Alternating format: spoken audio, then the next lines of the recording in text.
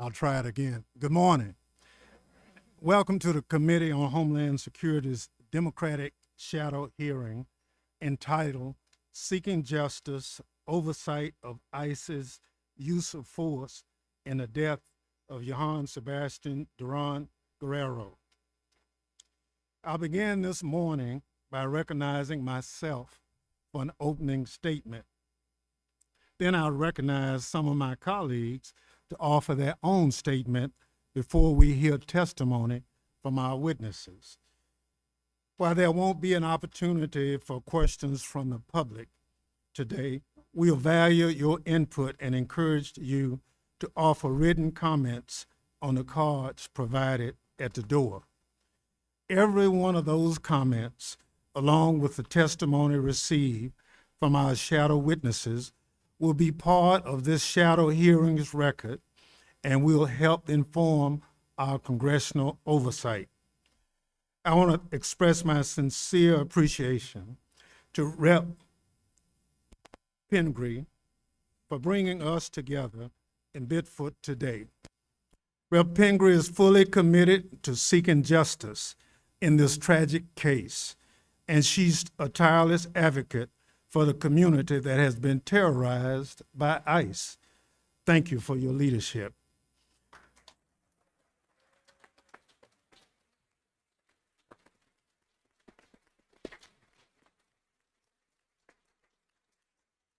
We're here today to demand accountability for the death of Johan Sebastián, a 25-year-old father and work permit holder from Colombia, killed in front of his young daughter by an ICE officer with a history of violence, who was, by all accounts, was unfit to have a badge and a gun.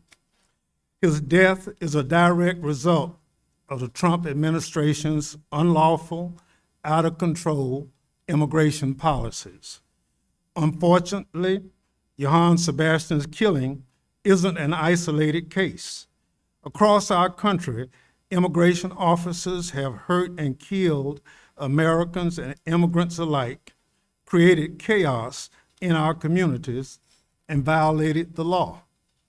Despite promising to go after the worst of the worst, ICE is arresting people with no criminal record to fulfill arbitrary, politically motivated quotas, and by making our communities less safe. ICE lowered hiring standards and reduced training have led us to hiring unfit officers and putting them on our streets with catastrophic results. The Department of Homeland Security has lied repeatedly about what happened in these shootings, falsely blaming the victims and then backtracking when video footage contradicts their lies. Rather than reining in ICE, congressional Republicans have refused to conduct oversight of the agency, instead giving ICE billions in taxpayers' dollars with no strings attached. This is absolutely outrageous. Thank you. In the absence of action by our Republican colleagues, Homeland Security Committee Democrats have held forums and conducted site visits in communities devastated by ICE's immigration policies. We've heard from elected leaders, community members, and grieving families from Houston, New Orleans, New Jersey, Chicago, Minneapolis, and beyond. And now, tragically, we add Biddeford to this list of communities that have suffered a terrible loss. Today, we will hear testimony from family members, elected officials, attorneys, and advocacy groups about what happened. And we will hear about what Congress must do to prevent yet another life being cut short by a rogue ICE agent who decides to shoot first and ask questions later.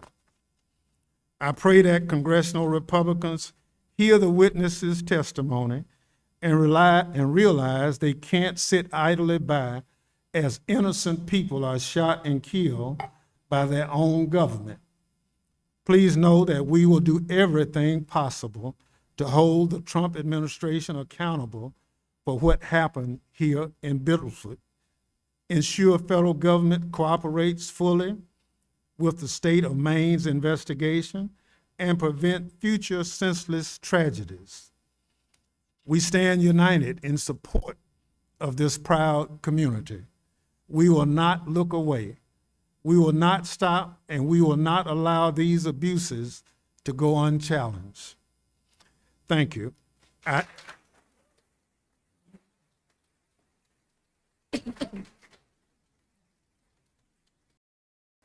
And now I introduce someone to you who's no stranger. I recognize Rep. Pingree to offer her opening statement.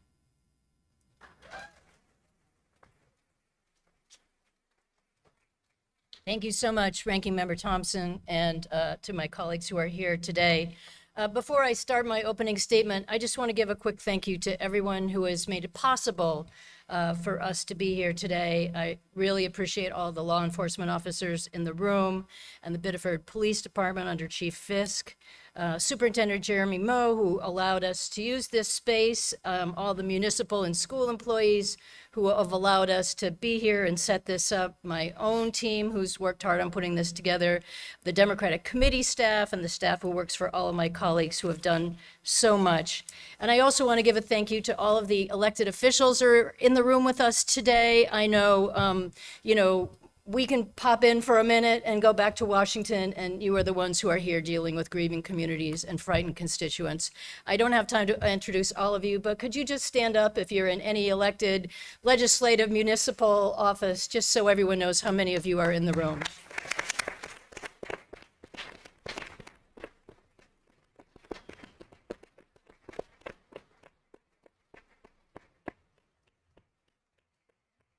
Thank you so much for your leadership and for the opportunities I have to work with so many of you. I'm just grateful for all of you and your service. And again, thank you to Ranking Member Thompson, to my other colleagues here today, taking time flying from Mississippi, Louisiana, and Massachusetts. We've got them all. I just want to begin by saying something that's so obvious, but the reason we are here today, Johan, Sebastián, Durán, Guerrero, should be alive today. He should be at home with his partner. He should be watching his 3-year-old daughter grow up, going to work. He should be part of this diverse and vibrant community. Instead, his life was tragically cut short. Just a little over a mile from where we now sit, a federal immigration enforcement agent shot and killed him as he was leaving for work. I am still so angry that a young man ended up dead on our streets and that his daughter will now grow up without a father. More than 1 month later, there are still so many basic questions about what happened that remained unanswered by ICE and the Trump administration. We are here to examine the circumstances of that tragic morning in July and the enforcement policies that brought armed federal agents into our quiet communities in the first place, and whether ICE has even a basic understanding of the people it's targeting. We know that Johan Sebastián was not the intended target of the operation, and he did not have a final order of removal. He had a pending asylum case and a valid work permit. In just the past few days, we have learned that ICE's intended target, Johan Sebastián's roommate and the owner of the car he was driving that morning, also did not have a final removal order. This shocking revelation, in clear contradiction to what ICE and DHS have been saying about the operation, raises fundamental questions. How is ICE deciding who to target and detain in Maine? What information are its agents relying on? And is anyone checking whether that information is complete or even correct before armed officers are sent into our communities? As so many of you know all too personally, we are seeing this happen over and over again.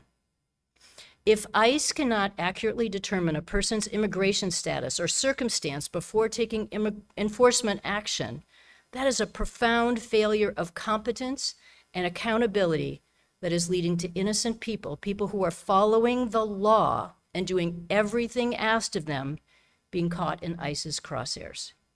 The consequences, as Johan Sebastián's family knows all too painfully, can be deadly. For months, Mainers have been forced to endure an aggressive federal immigration enforcement campaign across our state. We saw it during the disgustingly named Operation Catch of the Day earlier this year. Now, while that surge may have seemed short-lived, ICE operations have not by any means ended here.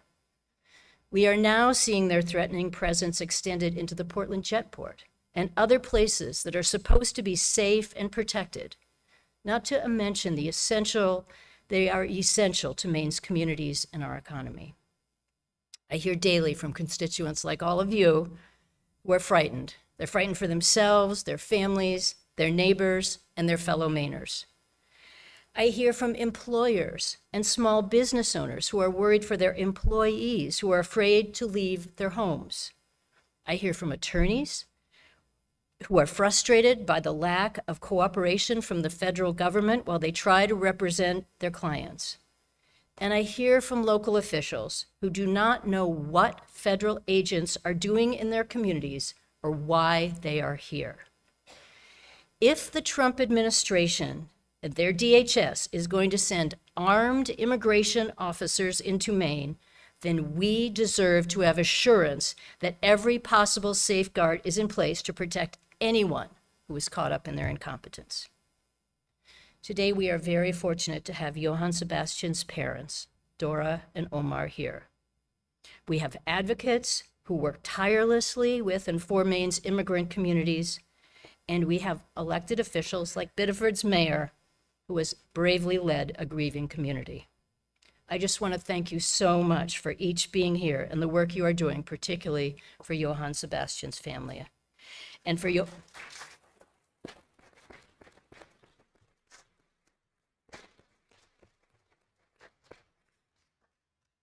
Dora and Omar, I am so deeply sorry for your loss.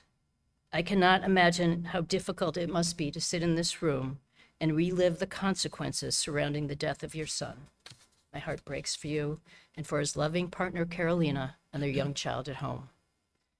I know this hearing cannot bring Johan Sebastián back, but Congress has an obligation to make sure that his death is not dismissed as an unfortunate consequence of immigration enforcement, and that his life is remembered for the humanity and dignity and love that he embodied. Immigration enforcement does not mean feckless free rein. ICE does not have a free pass to endanger the public, and no federal agency should be operating in Maine or anywhere else without accountability to the people it is supposed to serve. Johan Sebastián and his family deserve justice, and the people of Biddeford deserve answers, and the people of Maine deserve to feel safe in their own communities. That's why we're all here today. Thank you all so much for joining us.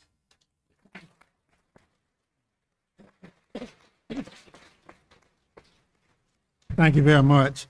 I now recognize the gentlewoman from Massachusetts, the Democratic Whip, Representative Clark, to offer an opening statement. Thank you so much to Ranking Member Bennie Thompson for convening this critical hearing. And a huge thanks to Congresswoman Pingree for being our host, for being your advocate, and for continuing to seek justice and the truth. We are so very grateful to you.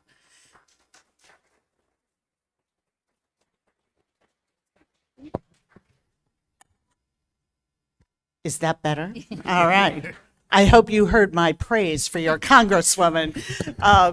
I also want to thank my colleague, Congressman Troy Carter from New Orleans, Louisiana, And Governor Mills, thank you for being here with us.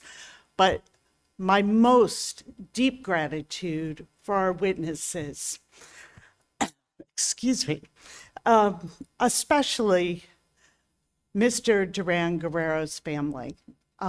We so appreciate you being here in this time of grief and pain and loss. And we appreciate all of you, the community members of Biddeford, and those who traveled here to make sure that we continue to shine a light on the truth of what happened here. And this pain is being felt across the country. Johan Sebastián Durán Guerrero was a husband and a father who wanted to give his 3-year-old girl a shot at the American dream. His cold-blooded killing at the hands of a dangerous, out-of-control ICE agent, at the hands of an abuser with a history of violence against his own family, is not only a tragedy for this community, it is a moral stain on our government. This isn't someone that ICE was looking for. This isn't a warrant that they were executing. This wasn't a suspect. Johan Sebastián had not done anything illegal. This was a random stop that quickly escalated into a killing. All with ICE's body cams off, and even ICE knew that this had gone horribly wrong. Even they decided to halt all vehicular stops in the aftermath until Donald Trump reversed that decision, not only 24 hours later. If this can happen to Johan Sebastián, it can happen to anyone. If this can happen here in Biddeford, Maine, this can happen anywhere. ICE is a danger to every community in which they are active if they are not held accountable.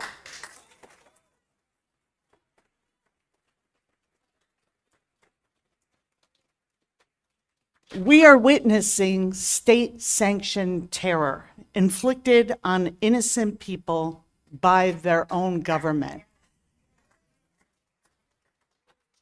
And we condemn it. House Democrats condemn it. All of us across this country condemn it, except for a specific group. Republicans in the House and in Congress continue to fund, greenlight, and cover up for this reckless agency. So our job here today, together, is to shine a light on the truth. And the truth is that these are not protectors of our community, of our laws, of our borders. This is a mass secret police force that has terrorized children, trampled on our Constitution, and wielded violence as a political weapon. And the truth is, the American people have had enough. Enough fear, enough terror, enough inaction from Republicans that won't stand up to this injustice. So we thank you again for being here today. I thank the witnesses, not only for being here today, but the work you do across Maine every single day for immigrant communities. And I thank you for speaking out and sharing your stories. I am so grateful to my colleagues and to the family of Johan Sebastián for this important and urgent discussion. I yield back.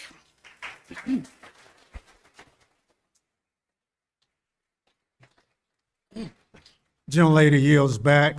I'd like to now invite Representative Pingree to introduce our first panel of witnesses.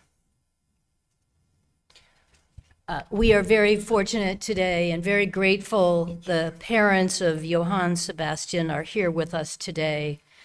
So I would like to introduce Omar Durán Plata to speak for the family and on behalf of all of us in this room. I hope you see the love and support that we all have for you, and that we are all here to do anything we possibly can for you and your family.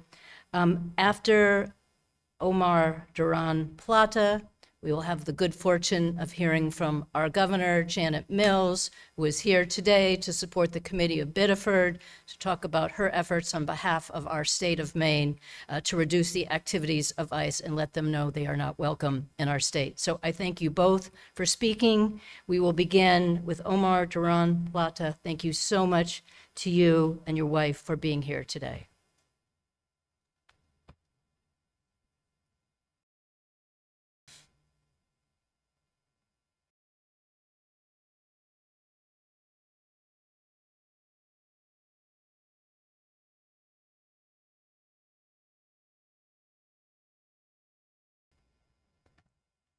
Buenos días.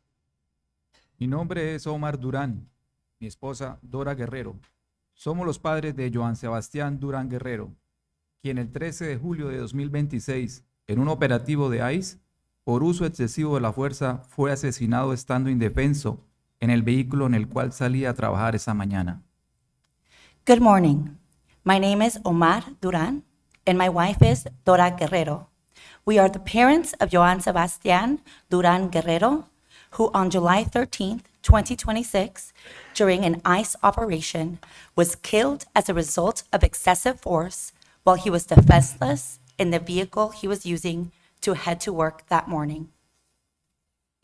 La muerte de nuestro hijo, hermano, padre y esposo nos ha dejado el corazón roto, un gran vacío en nuestras vidas, sintiendo un gran dolor en el alma cuando su pequeña hija, nuestra nieta de 3 años, pregunta por su papá, ¿por qué él no ha llegado del trabajo?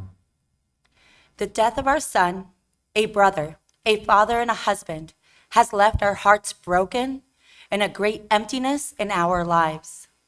We feel a deep pain in our souls when his little daughter, our 3-year-old granddaughter, asks for her daddy and why he doesn't come home from work. Esto es algo muy triste. Su esposa siente esa gran ausencia de mi hijo en su hogar, un hogar que fue formado en el amor, con ilusiones, esfuerzos y sueños por cumplir. This is very sad. His wife feels his absence deeply in their home, a home they built with love, hopes, hard work, and dreams still to be fulfilled. Nuestro hijo fue una persona maravillosa, responsable, honesta y amorosa. Estos son los valores que nosotros le enseñamos en nuestra casa.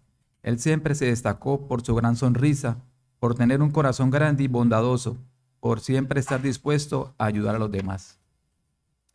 Our son was a wonderful person, responsible, honest, and loving. These are the values we taught him in our home. He was known for his big smile, his big, kind heart, and for always being willing to help others. Mi hijo siempre se esforzó por darle lo mejor a su pequeña familia, pero también a nosotros como padres y a sus hermanas. Our son always worked hard to give the best he could to his little family, but also to us as his parents and to his sisters. Johan Sebastián siempre estuvo pendiente de su mamá, quien padeció cáncer de seno. Mi hijo siempre estuvo ahí, siendo la fuerza y el apoyo para continuar con la vida. A pesar de la distancia, mi hijo siempre estuvo presente con un mensaje o una llamada. Johan Sebastián always looked out for his mother, who suffered from breast cancer. Our son was always there, giving her the strength and support she needed to keep going. Despite the distance, he was always there for her, with a message or a phone call. Nuestro sueño siempre fue volvernos a reencontrar y darnos un abrazo. Hoy ese sueño ya no puede realizarse. No sabemos cómo continuar la vida sin ti, hijo. Solo esperamos poder encontrar la fuerza para continuar. Our dream was always to be reunited and to hold each other again. Today, that dream can no longer come true. We do not know how to go on with life without you, son. We only hope we can find the strength to continue. La muerte de Johan Sebastián En esas condiciones, a manos de ICE, nos llena de temor e incertidumbre a la comunidad. Por eso solo le pido a Dios y a la justicia que sea aclarado el caso de mi hijo y de muchos que han tenido que vivir esa situación como esta. The death of Johan Sebastián under those conditions at the hands of ICE fills our community with fear and uncertainty. That is why I ask only of God and of the justice system that my son's case be brought to light, along with the cases of the many others who have had to go through something like this.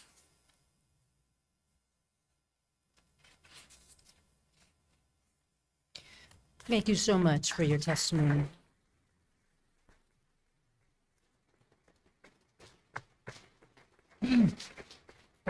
Thank you so much. At the request of the family and their attorney, we will not ask any questions of this panel. Thank you so much. Now, we're looking forward to hearing from the governor. Thank you very much, Governor Mills.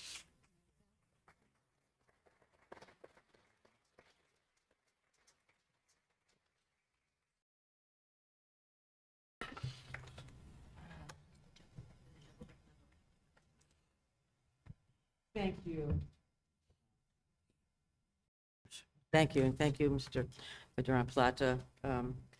Muchas gracias, Señor Durán Plata and Dora, and for your courage and for sharing your testimony in this congressional field hearing, and my deepest condolences on the part of the state of Maine to you and your family during this difficult time.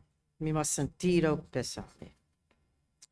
Ranking Member Thompson, Congresswoman Clark, and Congresswoman Pingree, I appreciate your coming to Biddeford to hear directly from this community in the aftermath of this horrific tragedy. The violent death of a young father leaving his home on a quiet street to just go to work, just a short ways from here. Like people across Maine, I am heartbroken. I'm furious. I am outraged. It's the outrage that most people in this community feel, the outrage that most people in this state feel, the outrage that much of this country feels, as you have represented already in your remarks. Outrage not simply at Johan Sebastián Durán Guerrero's death and the suffering of his family, but at the callous, outrage at the callous and unregulated show of force by federal agents in cities across this country that is all too often creating situations that put everybody in danger in neighborhoods across every state. I'm not here to comment on the facts surrounding the tragedy. I do have full confidence in the Office of the Attorney General, led by Attorney General Aaron Fry, that they will complete a thorough investigation into the facts of this tragedy, and that they will report them to the public in due course. I have personally met with Mayor LaFountain, Speaker Fecto, Johan Sebastián Durán Guerrero's family as represented by the Maine Immigrant Rights Coalition, Biddeford Representatives Geer and Mallon, and Biddeford Senator Henry Ingerson.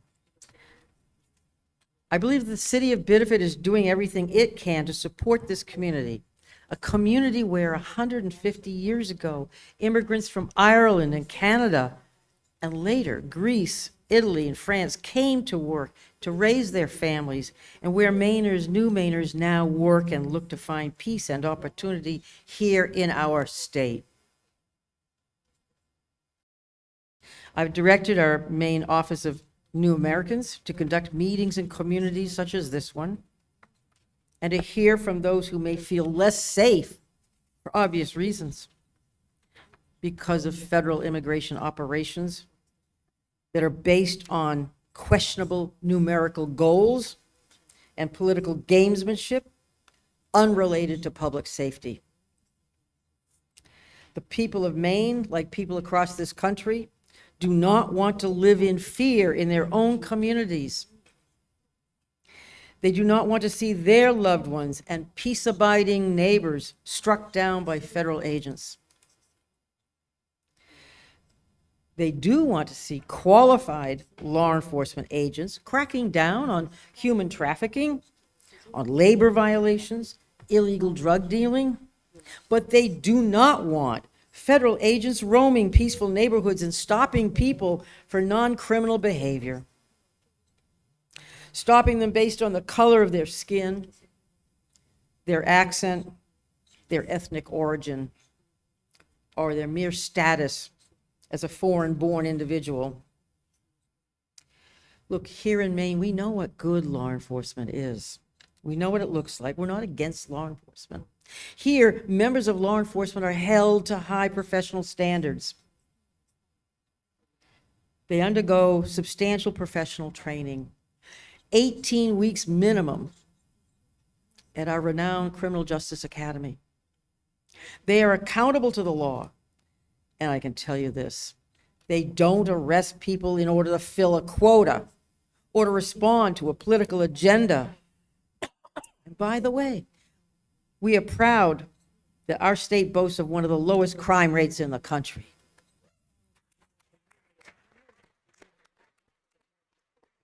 And yet, earlier this year, while conducting an enhanced enforcement operation in Maine, ICE agents actually arrested 2 Maine corrections officers, law enforcement, people who themselves are enforcing the law and helping keep us safe. And they targeted a nurse and a civil engineer, among other people who were productive members of our community with no criminal history. The unfairness of that operation and its disruptive influence on the peace of our communities and on the stability of our workforce in construction, transportation, healthcare, food processing, hospitality, and retail sectors of our economy. That's a major reason why the Maine State Chamber of Commerce complained to Congress that ICE's aggressive actions were hurting our economy. They called on Congress to require reform, restraint, and greater professionalism in that agency. At that time, I suggested the following specific reforms with respect to ICE. 1, prohibit agents from wearing masks. 2, require agents to identify themselves by voice and appearance, as our law enforcement do. 3, mandate the wearing of body cameras and preserving the videos. 4, provide much greater professional training. 5, pursue civil and criminal liability for abuses of power. And 6, require valid judicial warrants for arrests, among many other measures.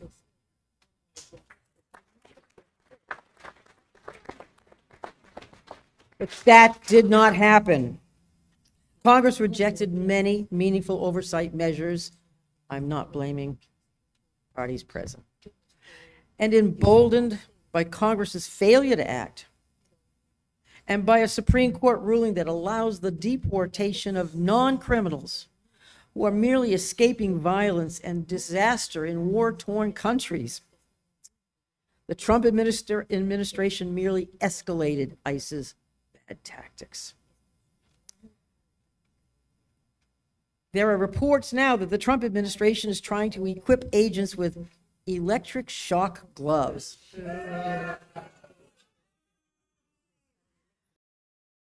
Yet another way to inflict fear and pain, nothing more. And it appears that the administration is now deploying ICE agents at the Portland jetport, just recently detaining a highly valued nurse at Maine Medical Center, and 5 others. Congress must send the clear and unmistakable message that these tactics are not just morally wrong, they also imperil the safety and security of every person who calls this country home.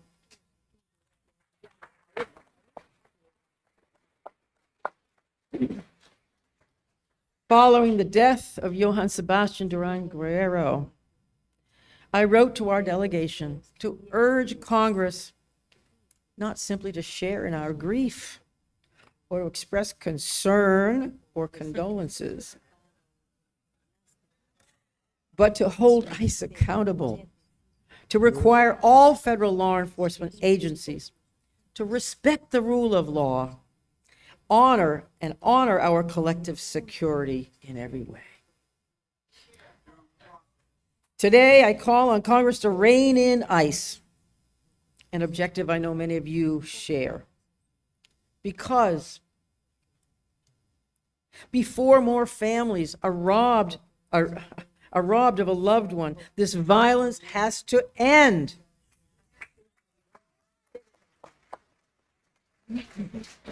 Before one more community is robbed of its peace and security, this has to end. Before more gunshots shatter another windshield and steal another person's life and fracture the freedom of all who seek peace, this has to end. Before the fragile American dream that was memorialized on hopeful parchment just 2.5 centuries ago, before that is altogether abandoned, this has to end. It has to end. And if ICE cannot be reined in and fundamentally reformed, then it is time to abolish it.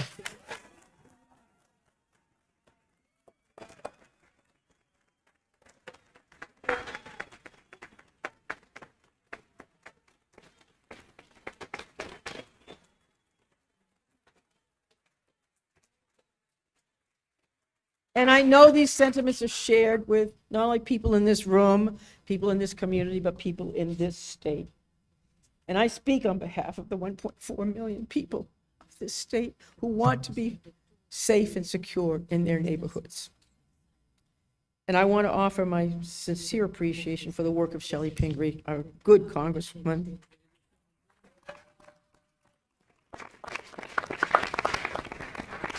Whose persistence and compassion and intelligent leadership has stood for the truth and actually saved lives. Thank you. Please continue this good work.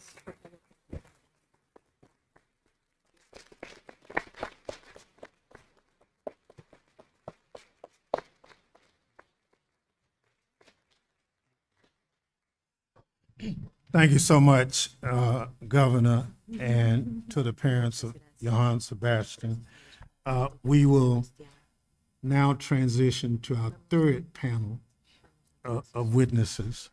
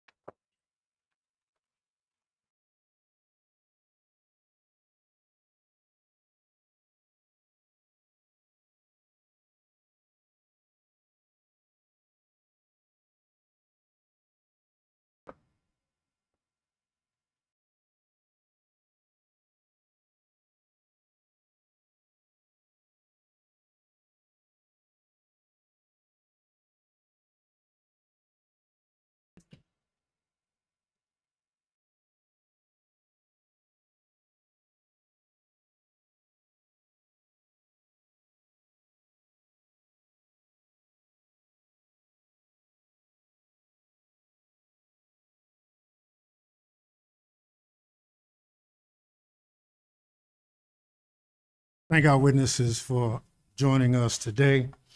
Our first witness is Mr. Laham LaFountain. I hope Mayor Liam LaFountain. Leah Liam LaFountain. Liam LaFountain, Mayor of Biddeford.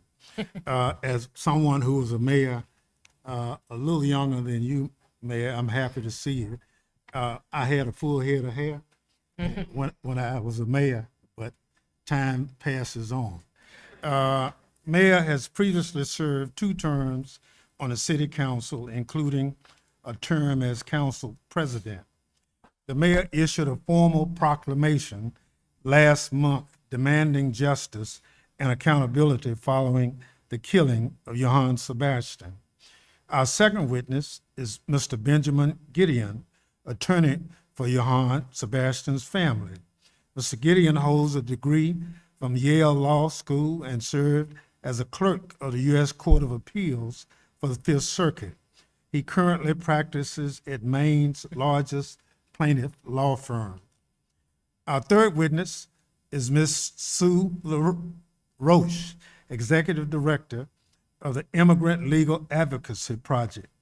Ms. Roche has been with the organization since 2000, being with that organization and serving as its supervising attorney and legal director prior to her current position. During her tenure, program, staffing, and budget have grown threefold. Ms. Roche holds a JD from Northeastern University. Our fourth witness is Ms. Muffalo Chatham, Executive Director of the Maine Immigrant Rights Coalition. Ms. Chatham has built one of the most successful immigrant rights coalitions in Maine, representing over 100 member organizations, including immigrant advocacy group and grassroots community organization.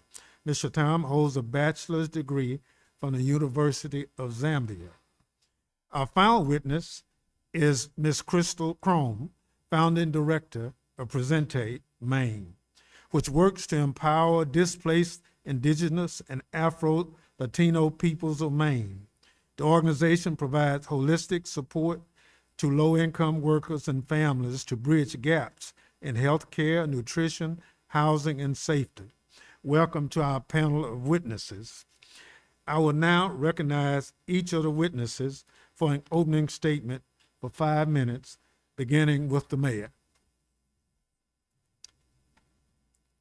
Ranking Member Thompson, Representative Clark, Representative Pingree, Representative Carter. Thank you for coming to Biddeford. My name is Liam LaFountain. I have the distinct honor and privilege as serving as the mayor of the city of Biddeford. Exactly 1 week after Johan Sebastián Durán Guerrero was killed, I met with Johan's partner, Carolina, and Johan's sister, Daniela, at the corner of Hill and Pool Streets, less than 2 miles from here, where Johan was killed. They showed me a photograph of our city's newest playground, the J. Richard Community Center, where Johan was sitting in a swing with his 3-year-old daughter, Dulce. What struck me was how familiar it looked. A father with his daughter, a family making memories in our city at one of our public parks. And that joy has been taken from them forever. I want Congress to know his name, Johan Sebastián Durán Guerrero. He came to Biddeford to build a life. He worked multiple jobs and was raising his daughter here. He was one of us. On July 13th, a federal immigration enforcement operation came into Biddeford, and a federal officer shot and killed him. Federal officials have acknowledged that Johan was not the person agents were looking for, and that the agents were not wearing body cameras. The next day, after Senator Susan Collins urged the Department of Homeland Security to halt non-urgent vehicle stops, DHS announced a nationwide pause. It lasted less than 24 hours. Now, funding Congress provided for body cameras may instead be spent on electric shock gloves. If Congress cannot hold ICE accountable, who can?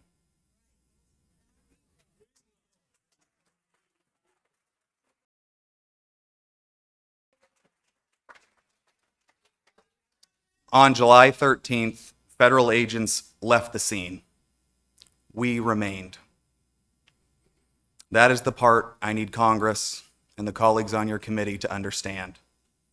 A federal force came into my city, exercised one of the most extraordinary powers that governments possess, the use of deadly force, and left the consequences for Johan's family and for our city to carry.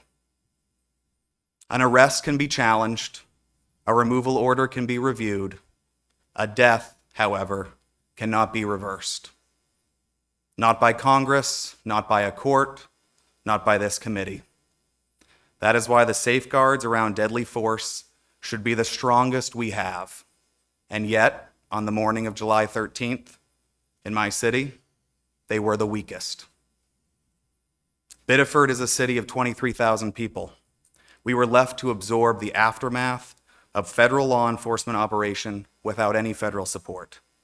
Our police, fire, public works, schools, and community organizations have been stretched ever since. We secured the aftermath of a scene we were not permitted to investigate, responded to misinformation, and protected people's rights to gather, to mourn, to protest peacefully. We stood up mental health, crisis support, and food services, all without additional support. But what happened in Biddeford was not an isolated incident. From 2015 to 2025, at least 9 people were killed in shootings by Immigration and Customs Enforcement agents during vehicle stops. Since March of 2025, federal immigration agents have shot and killed at least 5 people. Johan Durán was the second person killed during a vehicle stop in a single week. And in both cases, the person killed was not the target of the enforcement action. So I ask Congress, what is the threshold? If an American citizens can be killed, if people who are not even the targets of enforcement can be killed, and if that is not enough to stop and examine these tactics and this agency, what is? I've spent the last month listening to Biddeford residents. They have different views on immigration, but I've heard the same thing again and again. What happened to Johan was wrong, and it should not have happened in our city or in any city across our country. At the same time, a part of my city has retreated entirely from public life. Immigrant residents, including people with legal status and pending asylum cases, are afraid to go about their daily lives. That fear affects public safety across Biddeford. Federal enforcement actions do not end when federal agents leave. Since July 13th, no federal response mechanism has existed to help Biddeford address the fear, the trauma, the misinformation, the vandalism, the strain on local services that followed. The authority was federal. The burden has been local. I know the limits of my office. I understand Congress writes immigration law, and the Biddeford City Council does not. But when the laws you write and the budgets you approve bring federal power into our city, adequate safeguards and accountability must come with it. So I ask Congress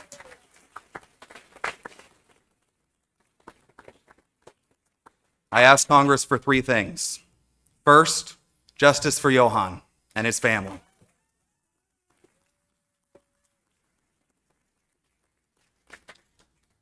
When I met with Carolina a week after Johan's death, she asked me to bring that request directly to you.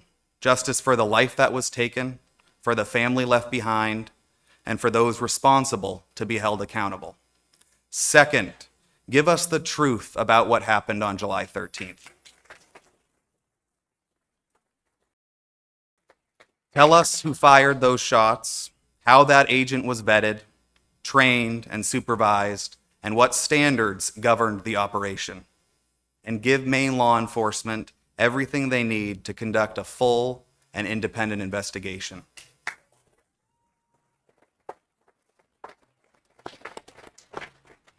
And third, require of federal agents what we require of our own local law enforcement. Humane treatment, body cameras, visible identification, clear use of force standards, no masks, and public accountability when any force is used.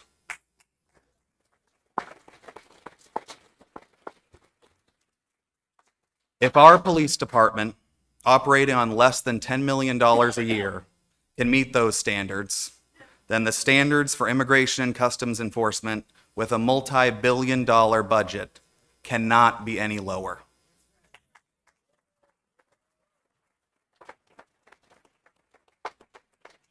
Congress cannot continue expanding the power without strengthening what restrains it, because the conditions that produced what happened on July 13th still exist today in my city and in yours. Thank you.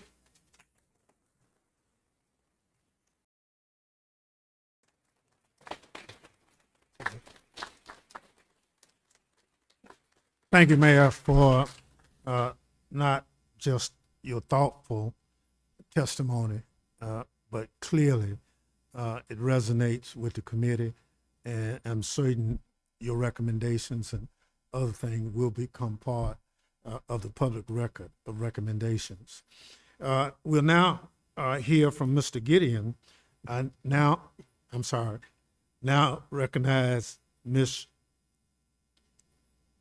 Roche for 5 minutes. Coming back to you.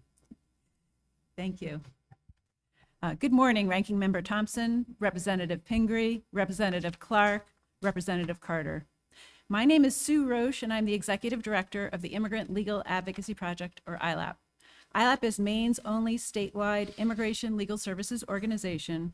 For more than 30 years, we have ensured that Maine people can access immigration legal help no matter how much money they have in their pocket. Johan Sebastián's death is a devastating tragedy felt by his family, the Biddeford community, and all of Maine. It was not an isolated incident, and it was not an accident. It was the direct and foreseeable result of deliberate federal policy choices rooted in racism and dehumanization. As the only organization of our kind in the state, with decades of experience, ILAP has been able to uniquely document ICE and Border Patrol activity and the unprecedented patterns of immigration enforcement that have been happening in Maine since early 2025. I have personally been with ILAP for 26 years, joining as its first staff attorney in 2000, and I have never seen anything like this. In 2025, enforcement patterns included high levels of collaboration between ICE, Border Patrol, and Maine's law enforcement.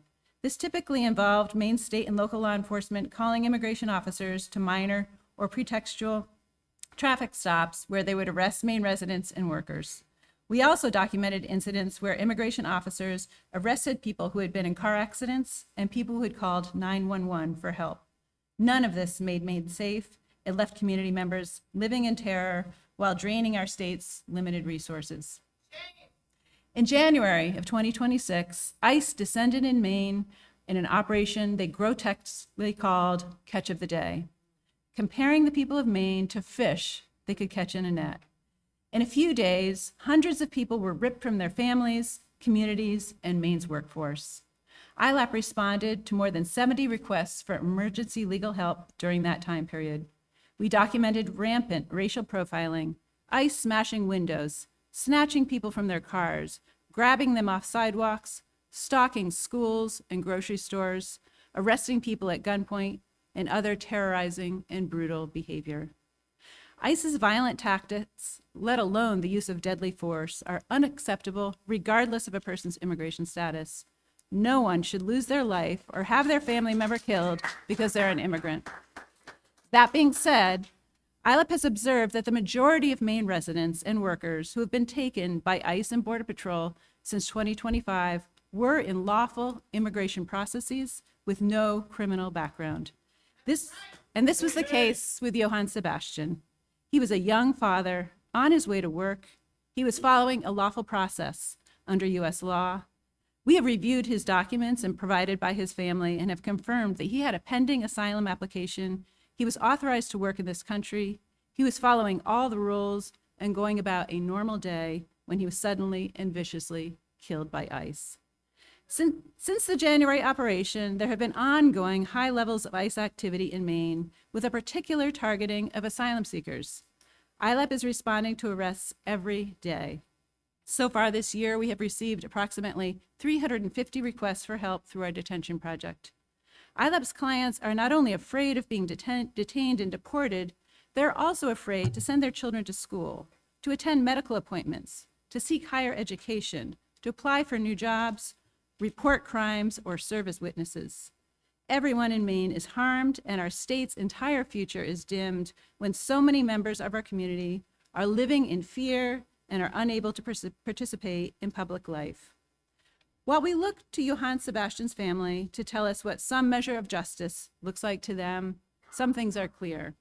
First, the administration's mass deportation agenda has no legitimate public policy purpose. It harms all of us.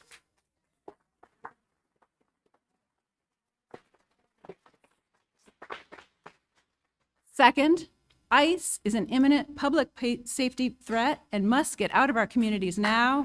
The billions of dollars that have appropriated immigration enforcement are wholly unjustifiable. Congress should take all steps to defund and dismantle ICE and put those taxpayer dollars towards the public good.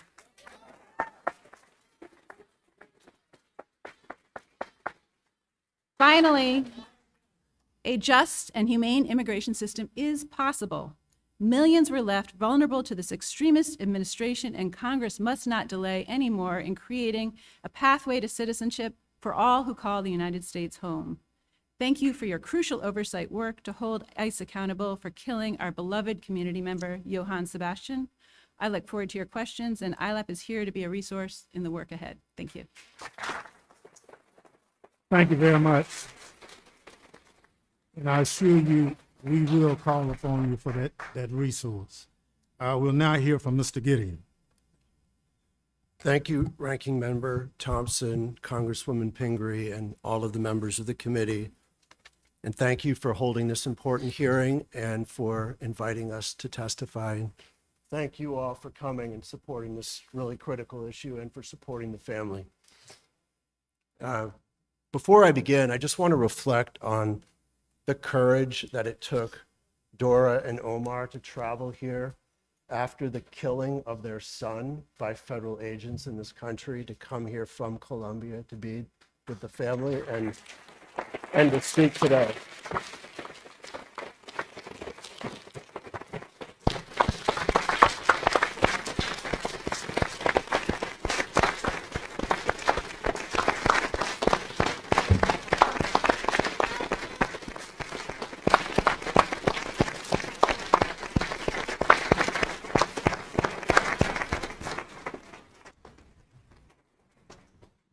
You know, that's a fitting contrast. That courage is a nice contrast to the complete lack of courage, weakness, preying on victims and the most vulnerable that we see of the agents of our federal government who are carrying weapons onto our public streets. So thank you.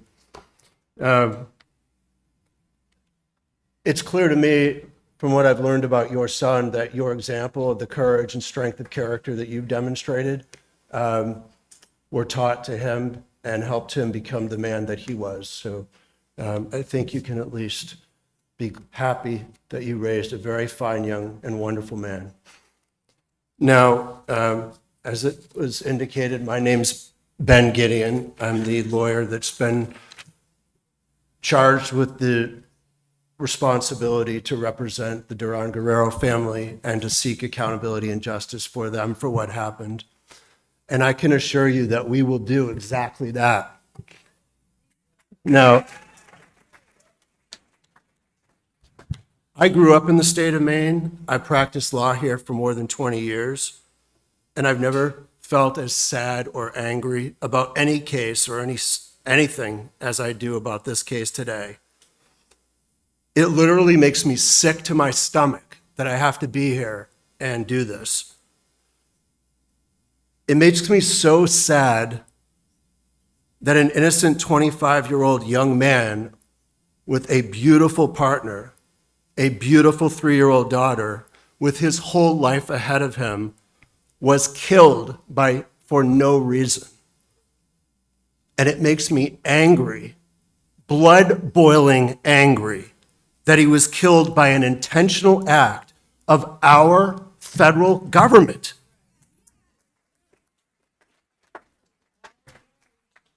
It's a hard thing to square the concept of what America is or should be with the idea that our government is now killing innocent people on our streets. It would be one thing if this was just a single, unintentional, random act of violence committed by a single rogue agent. But this wasn't unintentional. It wasn't random. And responsibility for it is not limited to a single agent. Instead, what happened in Biddeford, Maine in the early morning hours of July 13 was the result of intentional policies and decisions made at the highest levels of our government to treat the killing of innocent people as acceptable collateral damage to a political agenda.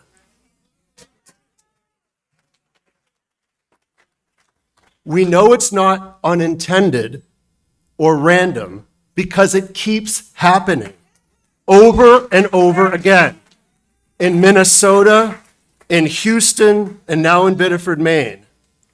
We know it's not intended or random because there's no remorse, no apology, not even the slightest concern for those whose lives have been destroyed.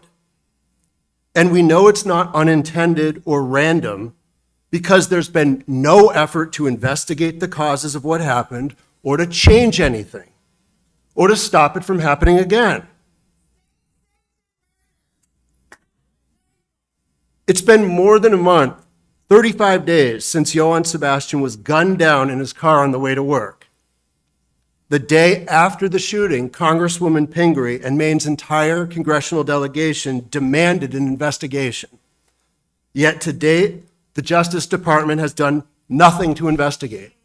The FBI has done nothing to investigate. The Department of Homeland Security has done nothing to investigate. We have not heard from any of those agencies, not even once. That is unprecedented in this country. And it's terrible. But what's even worse is that instead of honestly seeking answers, our federal government blames the victim, hides and covers up information, and disseminates lies. Sadly, this has become the familiar playbook. To date, media reports that federal agents have shot and killed at least 11 people in the last year, including 4 shot and killed in motor vehicles like Johan Sebastián. They've shot more than 40 people. Each time they attempt to justify the shooting based on claims about the conduct of the person behind the wheel. And each time when evidence has emerged by video, the government's account proves false. Yet the government continues to put agents out on the streets without functioning body cameras to record their actions. It continues to justify killings, making claims about the victim, as it has tried to do here, without a single shred of evidence to support any of those claims. It's not enough that this government has needlessly taken this young father's life. Now it wants to destroy his reputation. They label him an illegal alien to dehumanize him, even though he was in this country lawfully and seeking and following all of the rules. Before he was shot and killed, nobody ever accused Johan Sebastián of doing anything wrong. No one ever accused him of committing any crime or violating any rule of the immigration process. Perhaps that's why, after they shot and killed him, the government had to admit that he wasn't even the target of their operations that morning. The government has stated that the target was someone else with a final order of removal. But now, as Congresswoman Pingree pointed out in her opening statement, the person whose vehicle to whom it was registered also had no final order of removal. So there was no lawful justification for stopping the car in the first place. And it's been more than a month since the killing, and the federal government has yet to tell us who was the lawful target of their operations that morning. I want to pause just for a moment to reflect on that.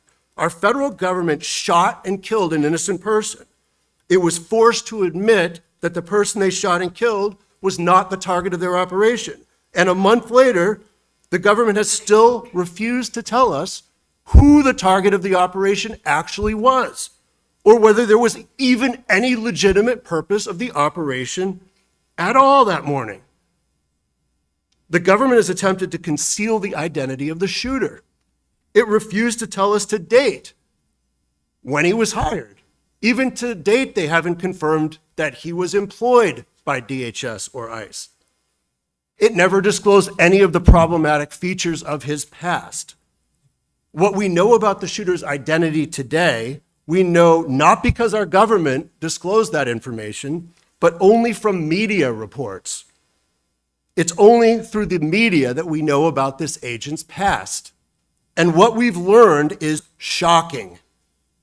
We've learned that the agent who allegedly shot and killed Johan Sebastián had a long history of erratic behavior and violence, including threatening to kill one of his ex-wives and throwing boiling hot water on her while she was holding their 3-year-old daughter. We learned that he suffered from mental illness, that he made racist remarks, that he lied on his employment applications and was denied a job with a small-town Maine police department. This is the individual that our government handed a gun and a badge to and put out on our streets to enforce our immigration laws. And they rushed him through without proper training. So, recognizing that your Republican colleagues wouldn't come here today, which is sad, but I would hope that even in today's polarized climate, we can all agree that this individual was unfit to wield a deadly weapon under the authority of the federal government.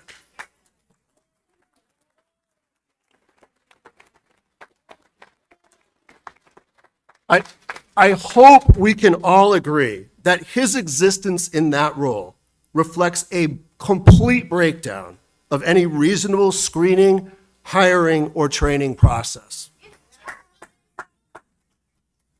I hope we can all agree that this goes beyond the conduct of one individual rogue agent to implicate those responsible for screening, hiring, training, and supervising this individual. And I hope we can all agree that any semblance of public trust going forward requires that changes be made so that nothing like this ever happens again. Now, the recent track record of our government and this agency give us no confidence that there will be any accountability or corrective action taken. This is why your oversight on this committee is so critical. With the participation of your colleagues, or if they refuse after a leadership change following the next election, when ranking member Thompson becomes Chair Thompson, and that's coming right up, that this committee has the power to exercise oversight necessary to ensure accountability and reform. So on behalf of Johan Sebastián's family, we ask this committee to begin immediately to fulfill the critical oversight function. Specifically, we are calling on this committee to subpoena witnesses and documents to investigate the following specific issues. First, we ask that the committee determine what policies or practices of the agency allowed the agent who shot and killed Johan Sebastián to have been deemed fit to serve and hired in that position. Second, we ask that the committee identifies those responsible for hiring this agent and demand that they be held accountable. And third, we ask that the committee investigate what is behind the pattern of agents unlawfully shooting into motor vehicles and demand that this practice stop immediately before any other innocent person is killed. On behalf of Carolina, the entire Durán Guerrero family, thank you for holding this important hearing today.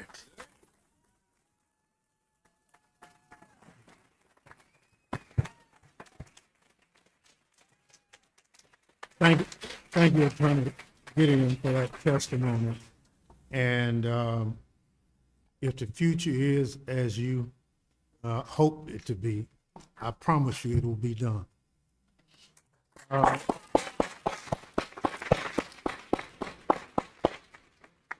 I now recognize Ms. Cheatham for 5 minutes of an opening statement.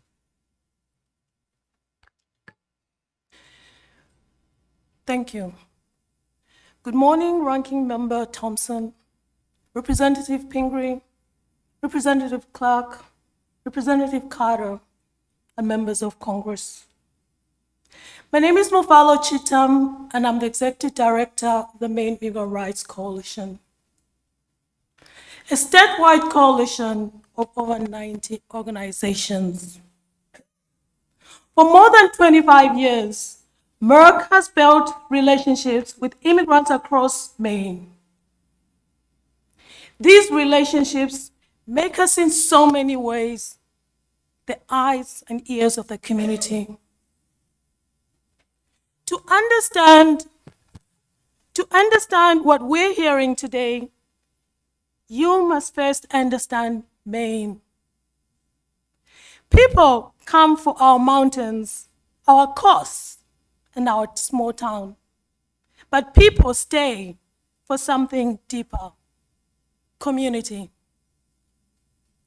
For immigrant families, this is part of what makes Maine home. And on July 13th, something about that sense of home was shattered. Before Johan Sebastián Guerrero was killed in Biddeford, people feared what an encounter with ICE could mean. After July 13th, their reality became all too clear. An encounter could mean you may never return home. A father left for an ordinary day and did not come home. Across Maine, families saw themselves in that story. They've seen masked agents shatter window cars, vehicles abandoned on the roadside, sometimes still running. They've watched as parents grappled on how to get their children to and from school safely. And on that fateful day, we all collectively shared in the fear that a mistaken identity could result in our death. This is what rushed training, no standards, no accountability, enforcement looks like in Maine. And then there was an empty chair at the dinner table left behind. This is what immigration enforcement looks like from the community side. We tell immigrants, follow the rules, go to work, attend your appointments, make every deadline. Wait while your case moves through a system that can take years. Then we ask them to live normally, even though the beginning and end of their day can become two completely different worlds. Some people calculate risks ordinarily. Is it safe to go to work? Can I safely take my kids to work, to school? What happens if I miss that doctor's appointment or that blood test again? Merck hears that fear through our immigrant defense hotline. When enforcement happens, the hotline rings. The week of Johan's death, it rang 128 times. People called asking, was that ICE? Is it safe to leave my home? What happens to my children if something happens to me? What began as a trusted information sharing has become a statewide network of referrals, legal connections, housing assistance, and community response. The arrest may take minutes, but the disruption takes months. ICE on data tells another part of that story. Merck's analysis has found that 79% of people apprehended in Maine in 2024 and 2025 had no criminal convictions. Yet, this expansion of enforcement has been justified in the name of public safety. The government's own data tells us what we're witnessing in Maine is mission drift. Johan's death cannot simply be dismissed as one officer's isolated failure. Reports that ICE is investing 20 million of electrified gloves underscores the urgent need for immediate congressional action to further prevent predictable harm.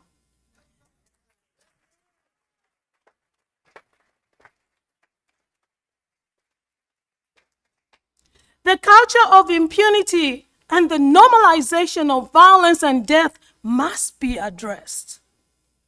There should be no tolerance for lack of accountability or meaningful guardrails when federal officials demonstrate a clear pattern of violating the law.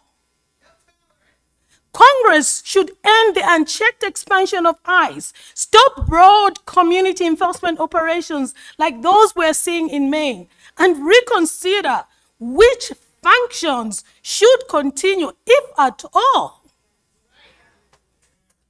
The billions committed to expanding detention enforcement should instead help to build a functional immigration system.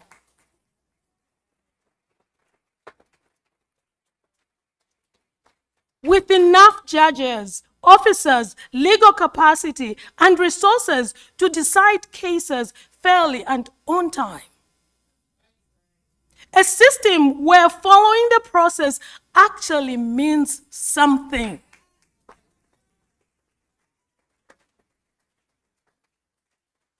If an agency has drifted from its stated mission, Congress should not reward it with more money and more power.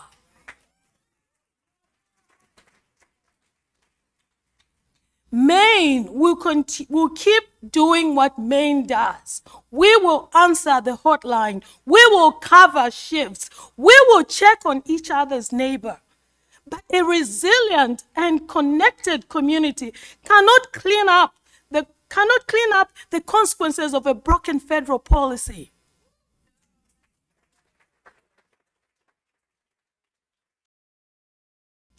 Johan should have come home on July 13th. Thank you for bringing the oversight to Maine. Merck stands ready to continue bringing to Congress what we see and hear as you pursue accountability and change. Thank you.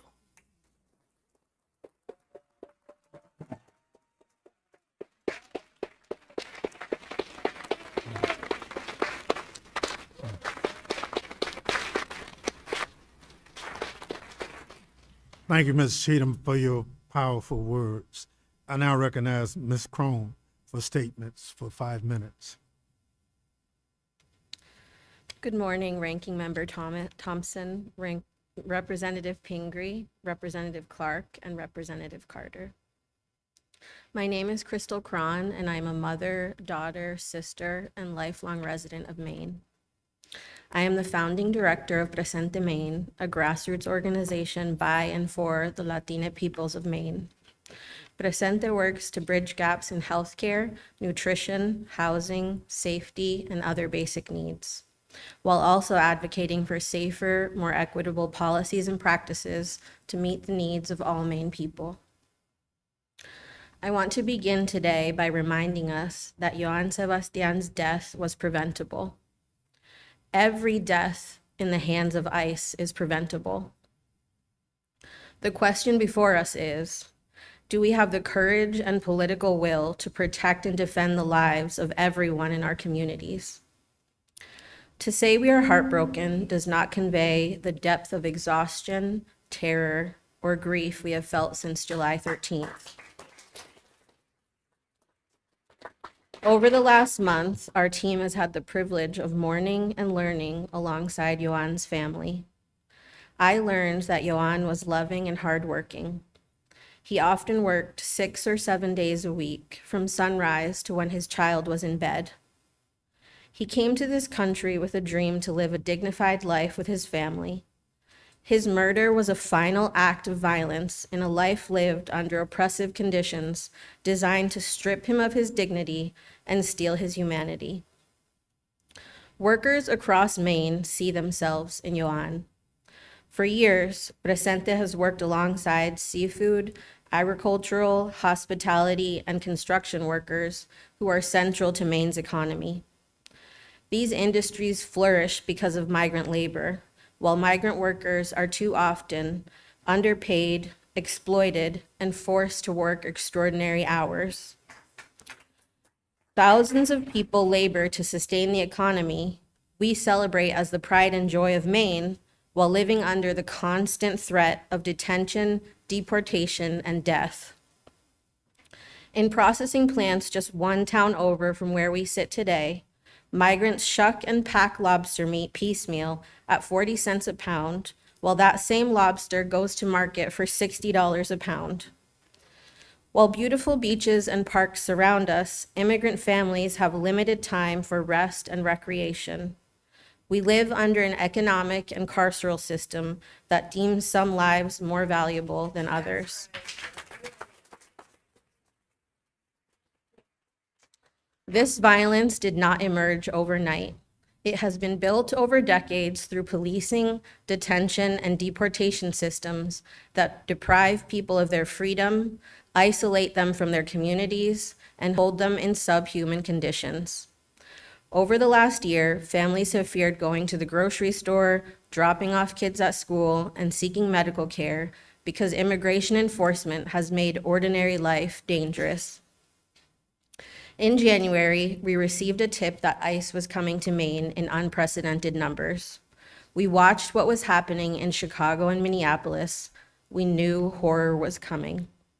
So we did what we were practiced in. We told our community to shelter in place. Since 2020, we have built systems to help our neighbors survive crises. We grow and deliver culturally appropriate food. We support people with rent. We provide accompaniment and transportation to critical medical appointments. We do the work of keeping one another alive. On January 21st, we received the first report that multiple agents were circling a family home in a residential neighborhood in Portland. Over the next several days, hundreds of immigration police tore through our neighborhoods, abducting parents like Johan. Agents claimed they were targeting criminals. Instead, they indiscriminately snatched people off the streets, profiling them based on appearance alone. Many who were abducted, like Johan, were not immigration targets. Agents pulled guns on nonviolent observers practicing their First Amendment rights, followed people home who documented ICE activity, and intimidated our neighbors. Advocates warned that it was a matter of time before ICE murdered someone in our streets. David Boulette's murder of Johan Sebastián Durán Guerrero could and should have been prevented. Boulette must be held accountable, but accountability for one person cannot allow us to ignore the violence and dehumanization inherent to ICE's policing and detention system. Johan's death is not an isolated tragedy. It is part of a system that has inflicted fear, separation, detention, and death on immigrant communities. The responsibility for his death and the many deaths by the immigration police and in ICE detention this year is a collective one. Maine people have been clear about what is needed. ICE out of Maine, ICE out from everywhere. The abolishment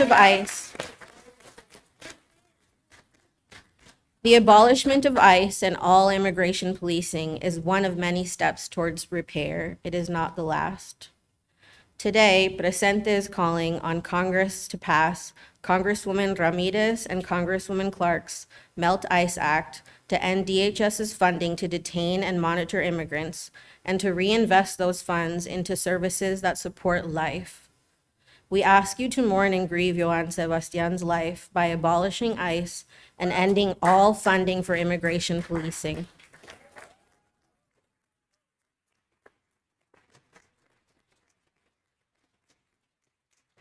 We will not let this death be reduced to a footnote in this administration's enforcement statistics. There is no freedom until everyone is free. Thank you.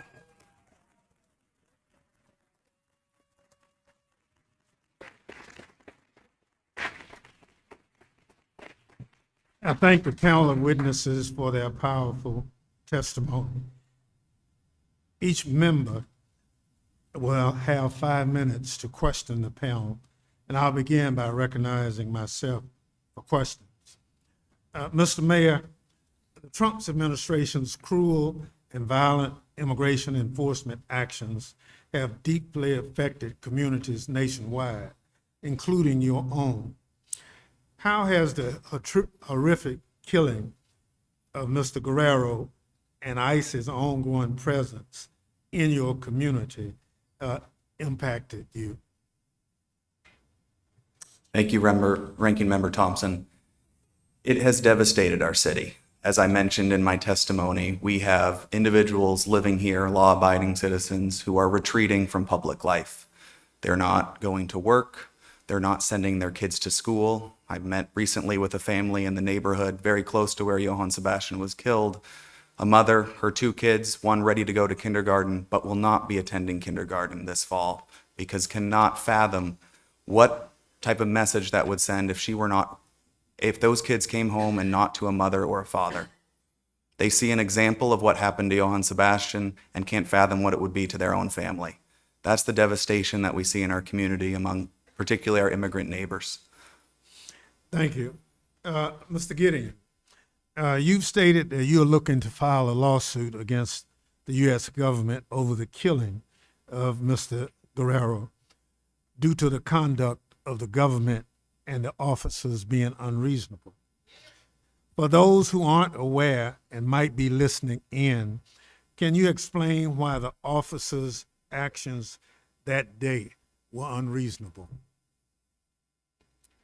I'll try to give a brief primer. This is turned on. Can you hear me?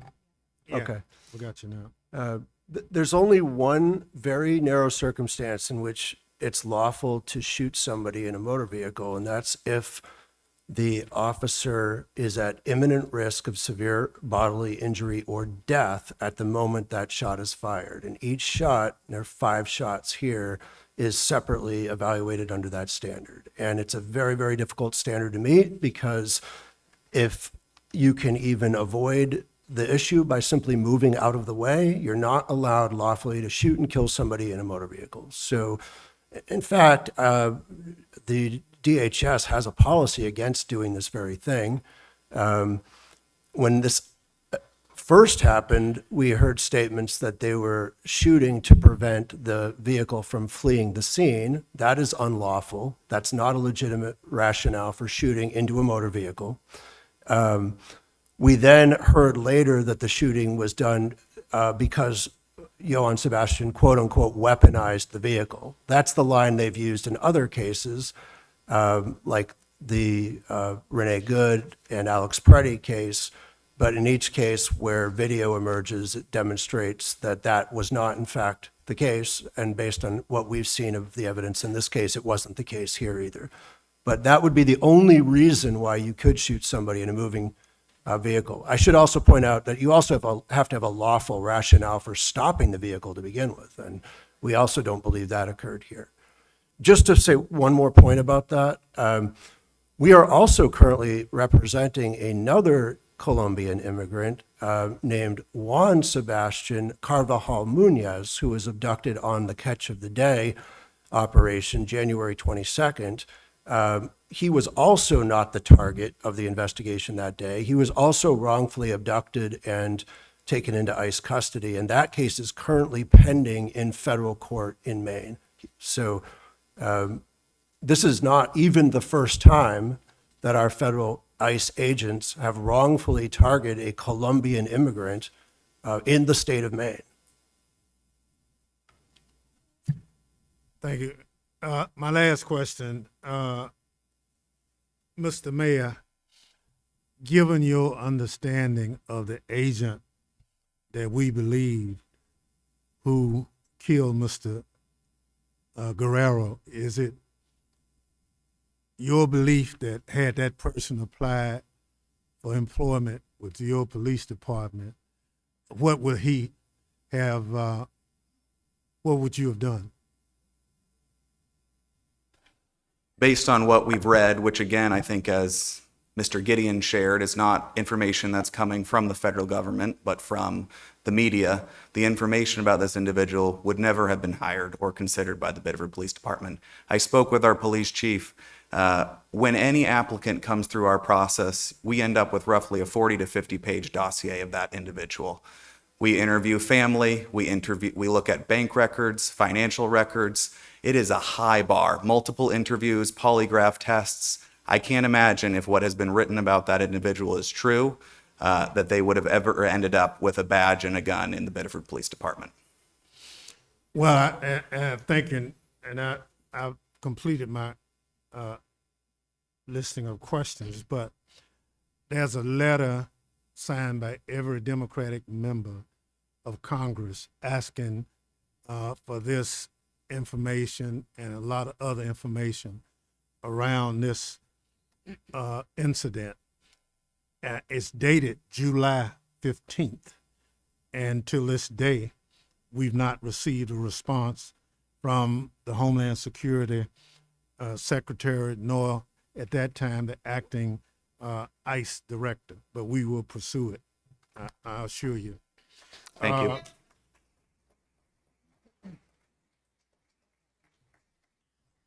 Madam Whip? Thank you, Ranking Member Thompson. I want to start with you, Mayor LaFountain, and thank you for your testimony. I have such a mix of deep sadness and absolute rage that, excuse the emotion in my voice. But I think that you really show the kind of leadership that we need in this moment. When you said, not only the actions that you've taken, but a simple phrase that you used, one of us, one of us. And that is the fundamental promise of Biddeford, of Maine, of the United States of America, that you can come here and build a life and work hard and raise your kids. And that was what was taken away. So thank you for being that leader who's standing up to the divide that we are being, people are trying to sell, that there is an otherism that isn't one of us. And I deeply appreciate you and your leadership.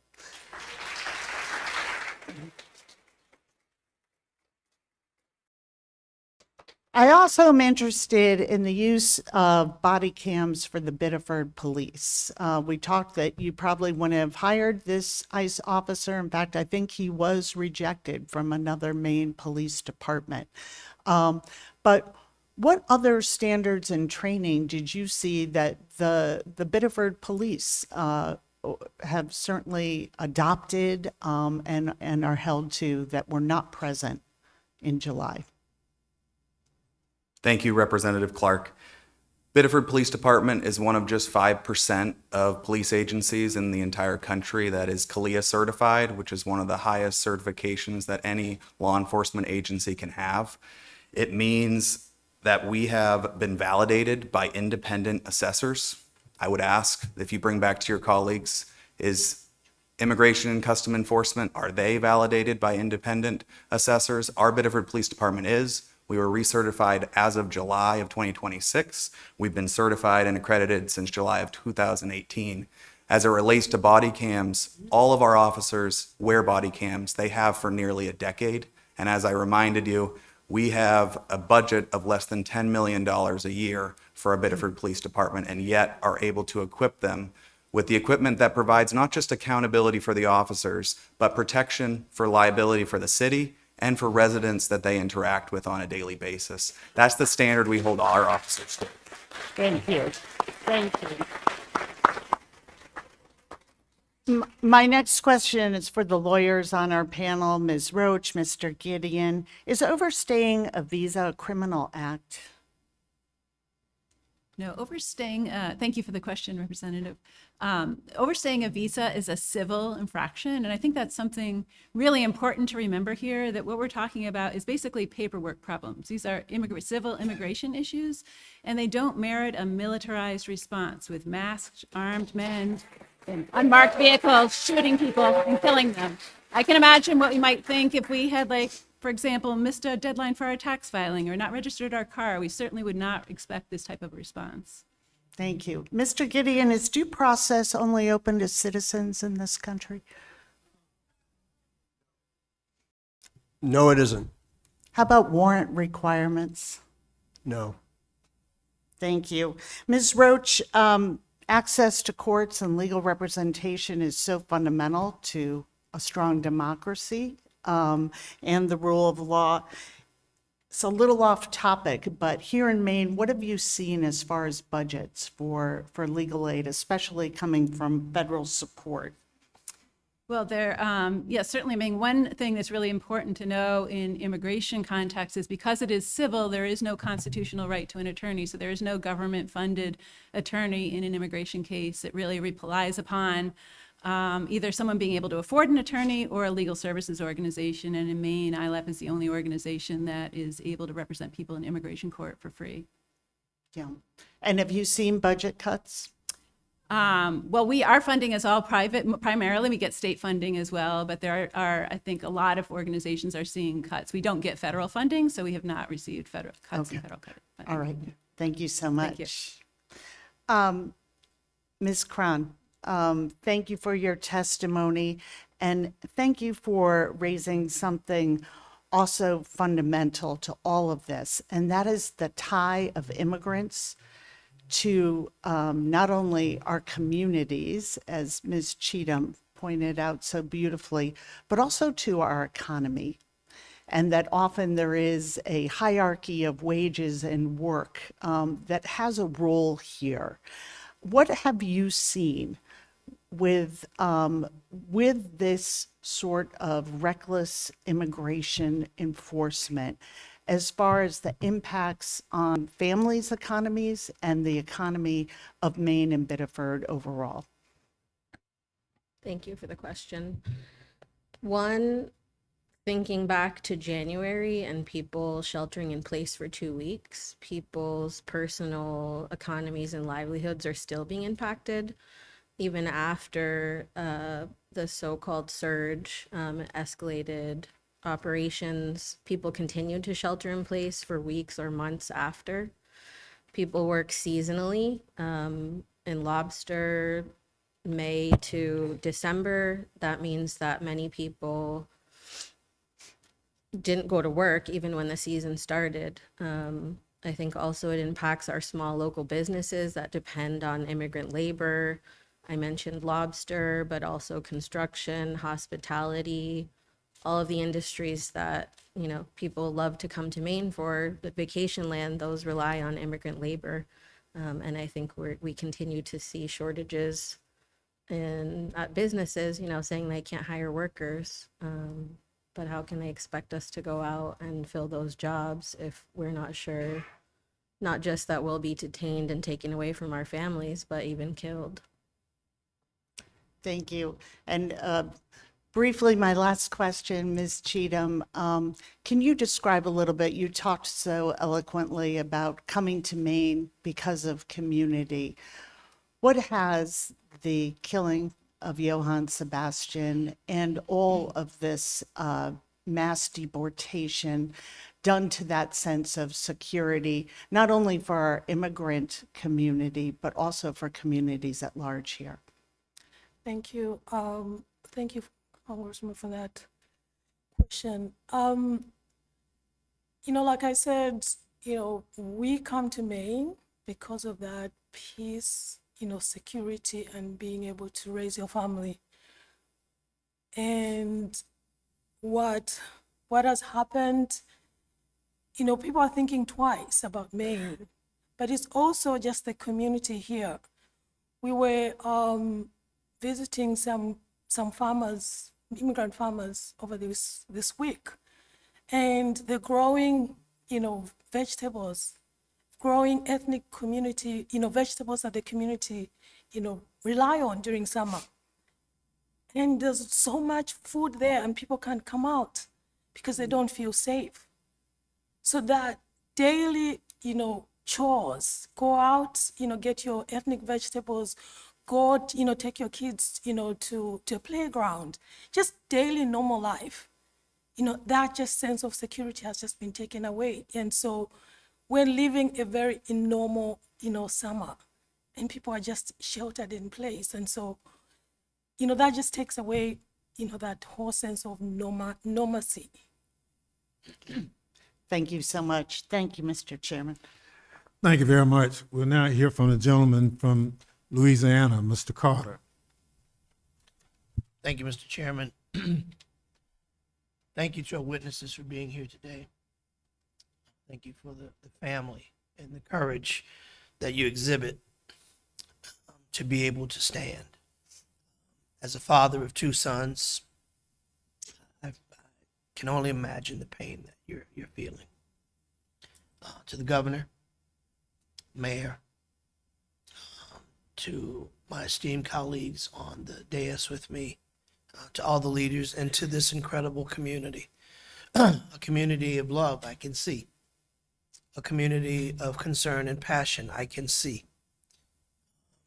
A filled auditorium on a Monday when you can be doing and should be doing a whole lot other things, but you chose to be here to show your support, your concern. We've traveled far to be here to support your outstanding member of Congress, who's doing an incredible job in the People's House and has done an incredible job of bringing your pain to the nation's capital, so this life is not lost in vain, that we're able to learn from it, to hear from you, to take your comments back to Congress, to demonstrate that the American people are tired of this. We're tired of it. We're tired of Trump.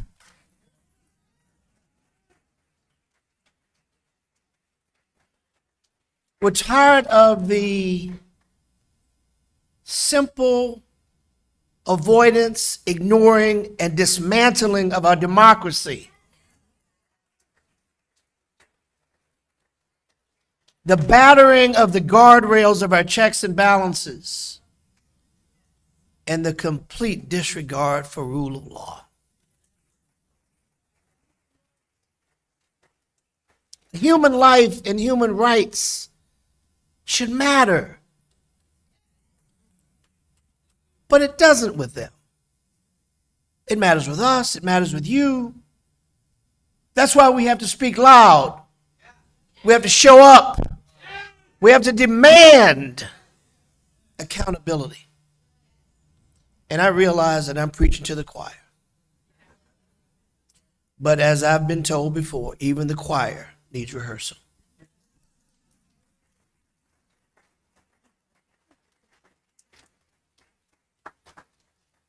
We're here not just to listen. We're here to take back your comments, your concerns, and to lay it flat on the laps of our Republican counterparts who seem to ignore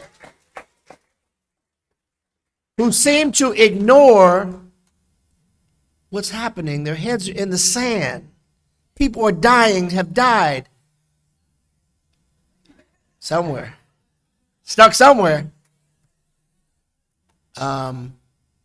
But we want to take this opportunity to hope and pray that this is the last such hearing we ever have to have.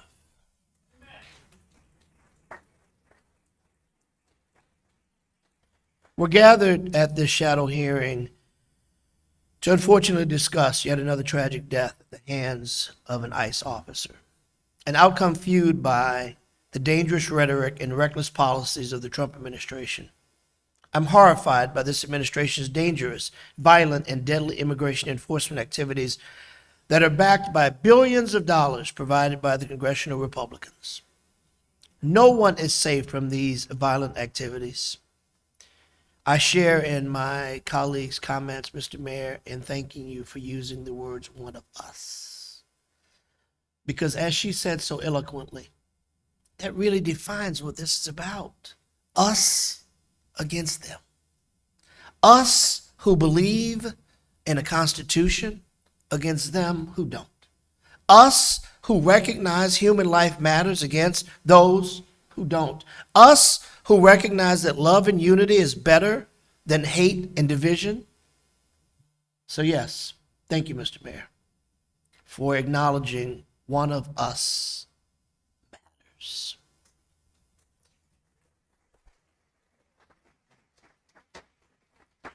It seems like every day we see a news story about federal immigration agents assaulting people, citizens and non-citizens alike. We're witnessing in our communities is not public safety, but an assault on humanity itself. Border Patrol and ICE agents have entered our neighborhoods with no transparency, no meaningful coordination with local officials. They're militarized forces who are not trained in our local laws or community-based de-escalation techniques and who do not understand the communities or the people they're operating among.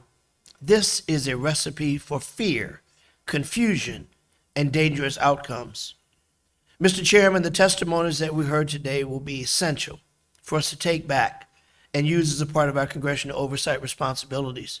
We will use what we've heard to investigate these operations and to demand answers and to hold this administration accountable. If not now, in 4 months.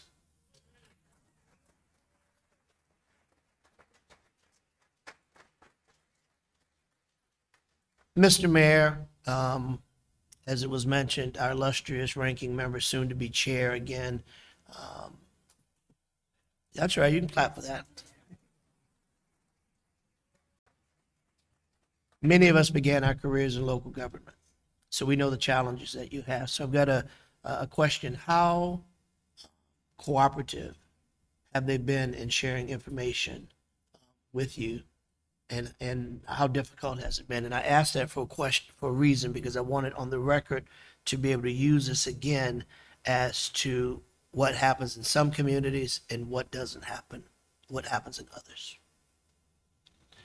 As it pertains to federal law enforcement agencies, This particular situation. we have not had any communication from those agencies. Been fortunate to hear from our elected representatives, including Congresswoman Pingree, but as it pertains to the individual departments and their leadership, none whatsoever. None whatsoever. Thank you. Ms. Roche, can you describe how the Trump administration's mass deportation agenda is threatening the civil rights and civil liberties, including migrants and U.S. citizens? Absolutely, thank you.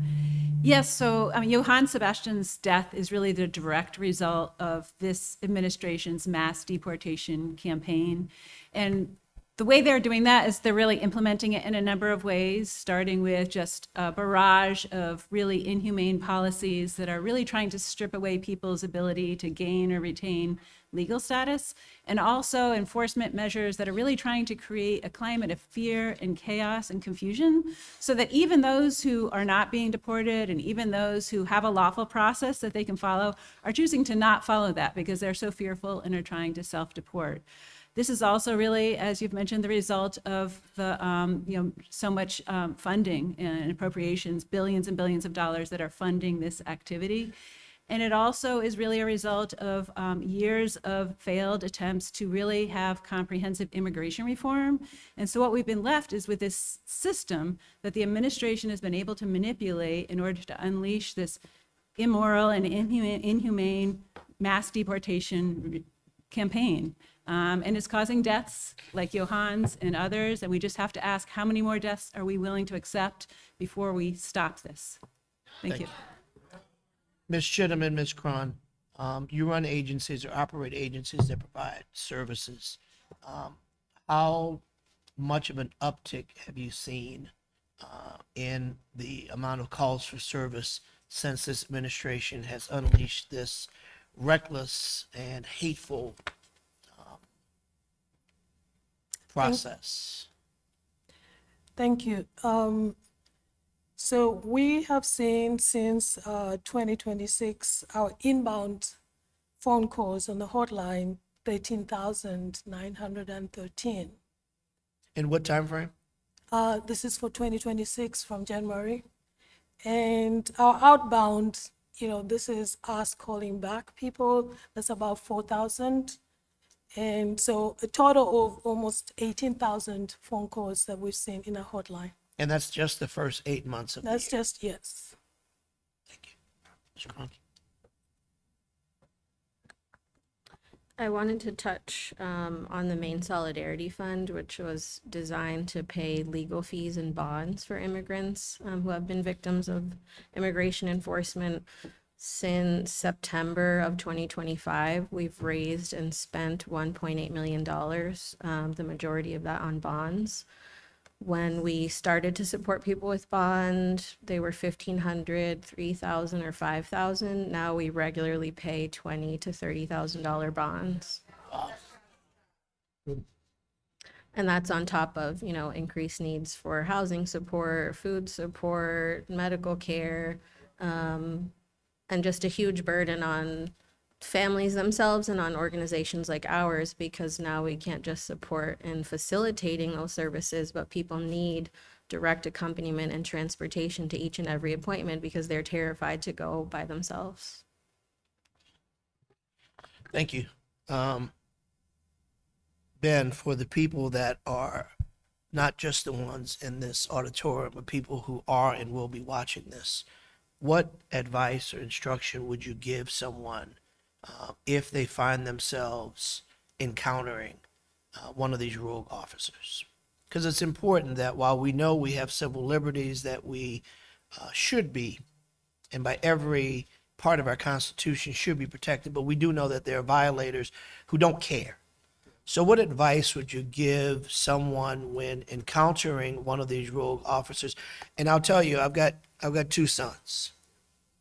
And I tell my kids, if you are encountered by a rogue officer, remain calm. Make it home alive. Daddy will fix it tomorrow. But you got to get home alive because you can't uncrack a skull. And unfortunately, you can't bring back a life. So what preventive measure might you share with this audience and anyone else on how we can make it home alive and deal with it tomorrow? Representative Carter, that's just such an important question. I wish I had a clear and easy answer for you. What I would say is that, you obviously want to do as little as possible to try to escalate things, like you say. Just go along and try to survive until the next day so that you can pursue your lawful legal process.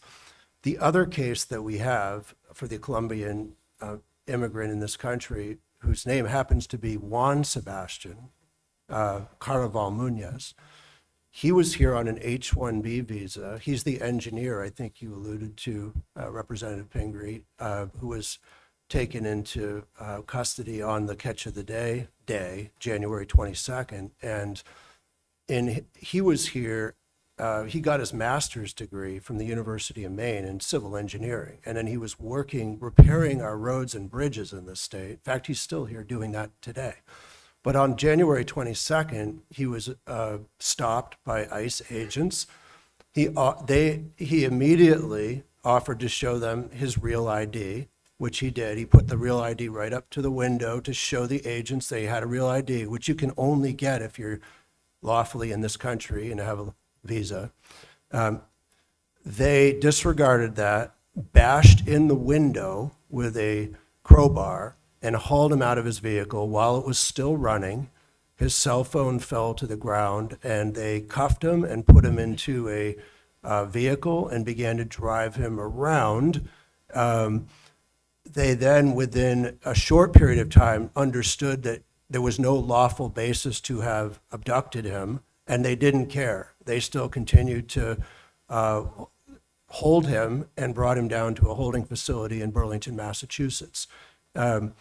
He didn't resist. He went along with it. He offered to show his immigration papers, which he had in his possession. They declined to look at them.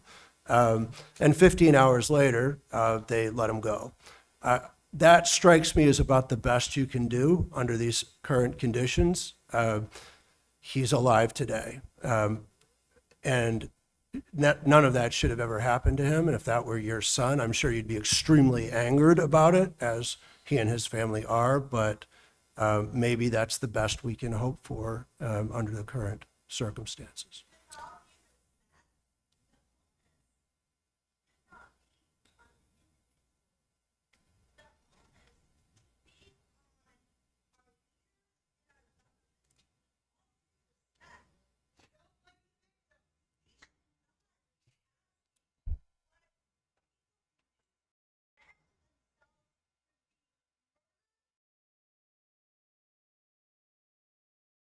Well,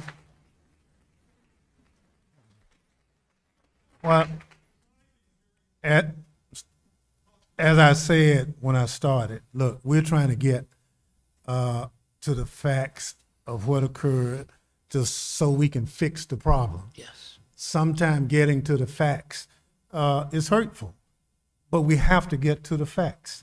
If our Republican colleagues will not come and face the public, then Democrats will come. And when we come, we'll get the hard facts, we'll ask the difficult questions, but we have to get to the facts so we can get to the ultimate solution. I understand the impact of people in the audience. Probably that same feeling is among us at this table, but we're obligated to get to the facts and ask the questions. So I'd appreciate the audience indulgence in letting us get to the facts. My time has expired. Thank you, sir. Thank you very much. Let me recognize for the final questions the lady who brought us to where we are today.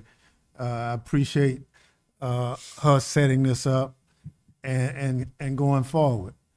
But it's a tough situation. We cried with the family before the hearing. And so these are moments that no one should look forward to, but they occur. And we have taken an oath to do our job, and this is part of what we do. So I'll now yield to the gentlelady who brought us here, Representative Pingree. Thank you very much.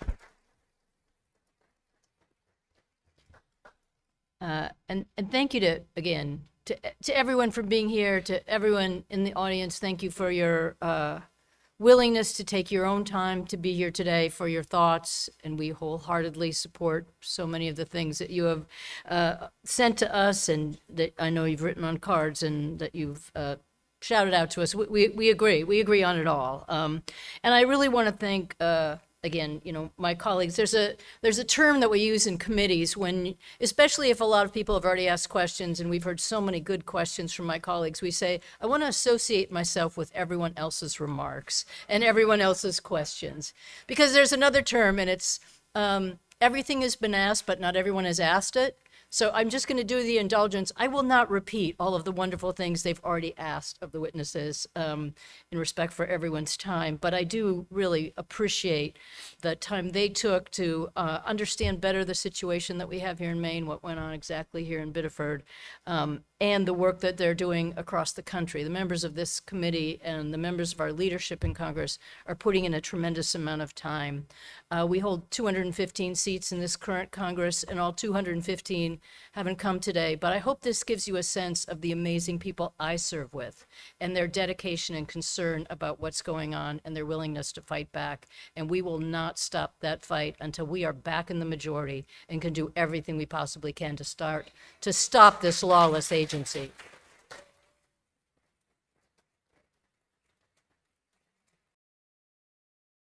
And to the family, to the governor, to the witnesses today, you've just done an extraordinary job. And I am so fortunate not only to represent the 1st District of Maine, but to work with the incredible people, the constituents who show up for things like this and who I know are fighting back. You're standing on the streets, you're holding the signs, you're letting everyone know that these are profound problems that no community or no state should have to suffer, and you're not going to take it anymore. And I thank you so much for that. We've had a room full of elected officials, local representatives, city council members, state senators, people who don't even represent this district but wanted to be here. And I have the extraordinary privilege of working with them and chatting with all of you and seeing you at the rallies and knowing how much you are showing up for your communities. I'm just so grateful to be able to work in these horrendous times with good people who care so much. So thank you for all of that and all that all of you are doing, which is really the work that carries on every single day. And I've had access to all of our witnesses, and my staff does too, and just thank you. You've been in communication with us, not just since July 13th, but forever. And I have an amazing team that works for the individuals and works against these horrendous policies, and we couldn't do our work without you. So please know how grateful I am to be able to come from a state where there are amazing people, and many who aren't in this room, who are doing this work every day. Thank you. And I think we should all appreciate really how lucky we are to be Mainers. My colleagues could tell you this doesn't happen in every state. You don't have in every state elected officials who show up and care about the truth, or a governor will show up, or an attorney general who's investigating. They just came from Texas in an investigation, and I feel quite confident you didn't see the same thing. Nope. We should really be saying, can't we abolish Texas? But that's a matter for another day. Sorry. Yeah. But I just want to take my time to ask each of you, one of the things I wanted to make sure happened, and you all have done it brilliantly, is to make sure that my colleagues heard that as just horrific as this incident was, a lot has led up to this. And this is part of people's daily lives in Maine. Whether you're an employer wondering why people can't come to work anymore, you're a neighbor wondering why your neighbors don't go out, kids in school who are seeing their classmates not showing up, it's in everyone's lives. And these are our friends and neighbors. So I just want to ask each of you if there's something that you didn't get a chance to tell us that will help inform the fight that we're in, and the just deep battles you're all fighting every single day.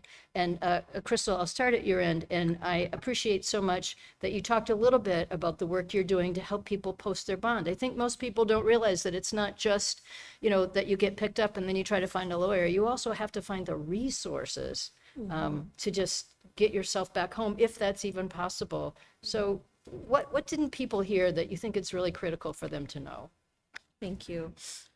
Yeah, I just want to re-emphasize, as I said in my opening statement, that the work of preparing for this moment began in January 2025. We knew then that something like this was coming and that we couldn't wait to see what would happen before we started planning. We worked alongside many of the partners at this table, with ILAP, with other attorneys, to get people power of attorneys. What will you do if this happens? God forbid it happens, but where are your kids going to go? How will you access money? How will your family defend you? So asking many of those questions ahead of time, establishing the hotline, how would we refer people to services? Where do people call? Where do people get information? Establishing the Maine Solidarity Fund. We knew that people wouldn't be able to pay bonds. In other states, people get arrested, they're there for months or forever, awaiting deportation proceedings, and there for years, not able to access lawyers, not be able to have contact with their family. One of the successes, although horrible, that even one person was taken from our community, most have been able to come home because of being able to access legal fees and bonds. We've seen hundreds of people be able to return to us. When we talk to advocates in other states, like Chicago, like in Minneapolis, where thousands have been taken, they say that most, all of them have not come home. So that's been a critical resource. Training community members to be observing and exercising their First Amendment rights. As I said, we had many people on the streets watching the terror that was happening. They were followed to their homes. They were punished for looking out for everyone, but that took months and months of training people, you know, reminding all of us that we do have rights, so we're being terrorized for exercising those. So training, you know, across the state, not just in this area, and having the supportive community at our back. Yeah, I think that Thank you. that's that. Though it horrifies me what's happening in our community, it's also seeing the strength of community, as Mufalo said, is giving me the strength, and know that we can carry forward this work. So thank you for asking. Thank you. Thank you so much for doing it. And also for reminding us that ICE is also going after the people who are legally protesting and exercising their right of free speech, which includes many of you, I know. And thank you for doing that. It's so important to stand up as American citizens for what's right. So one of the things we hear so much is people who don't understand the depth of the challenges that people are going through in our state. And they say, well, if you're here illegally, they should pick you up.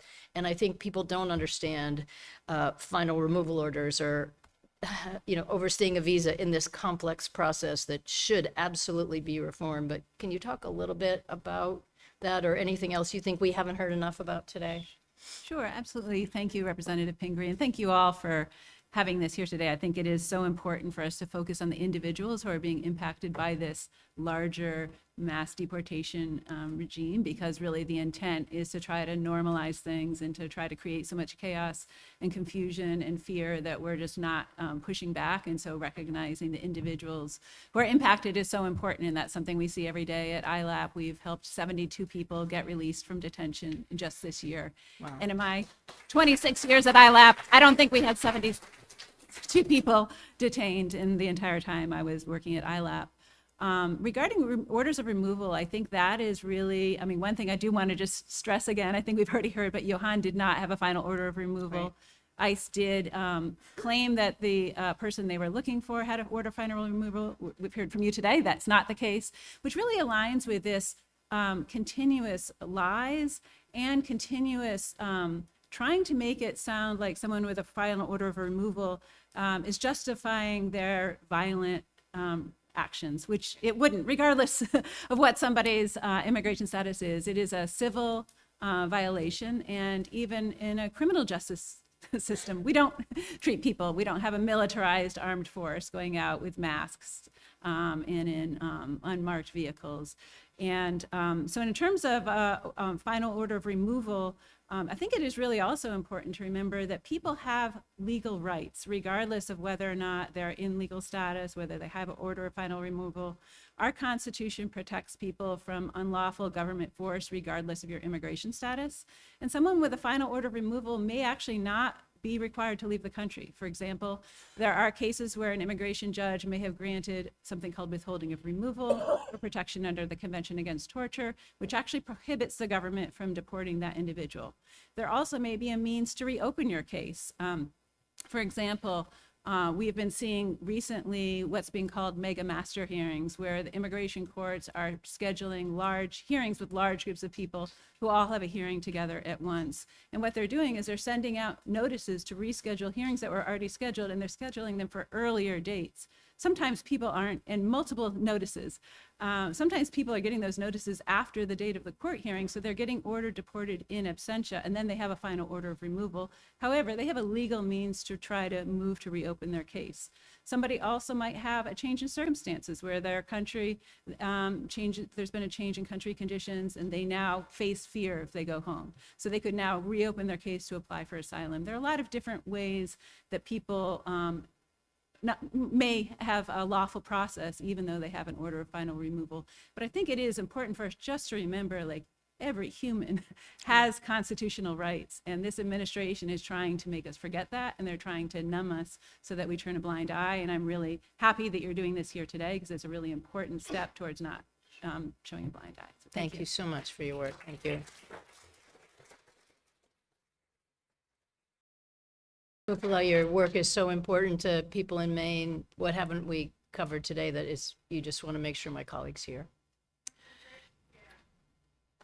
Thank,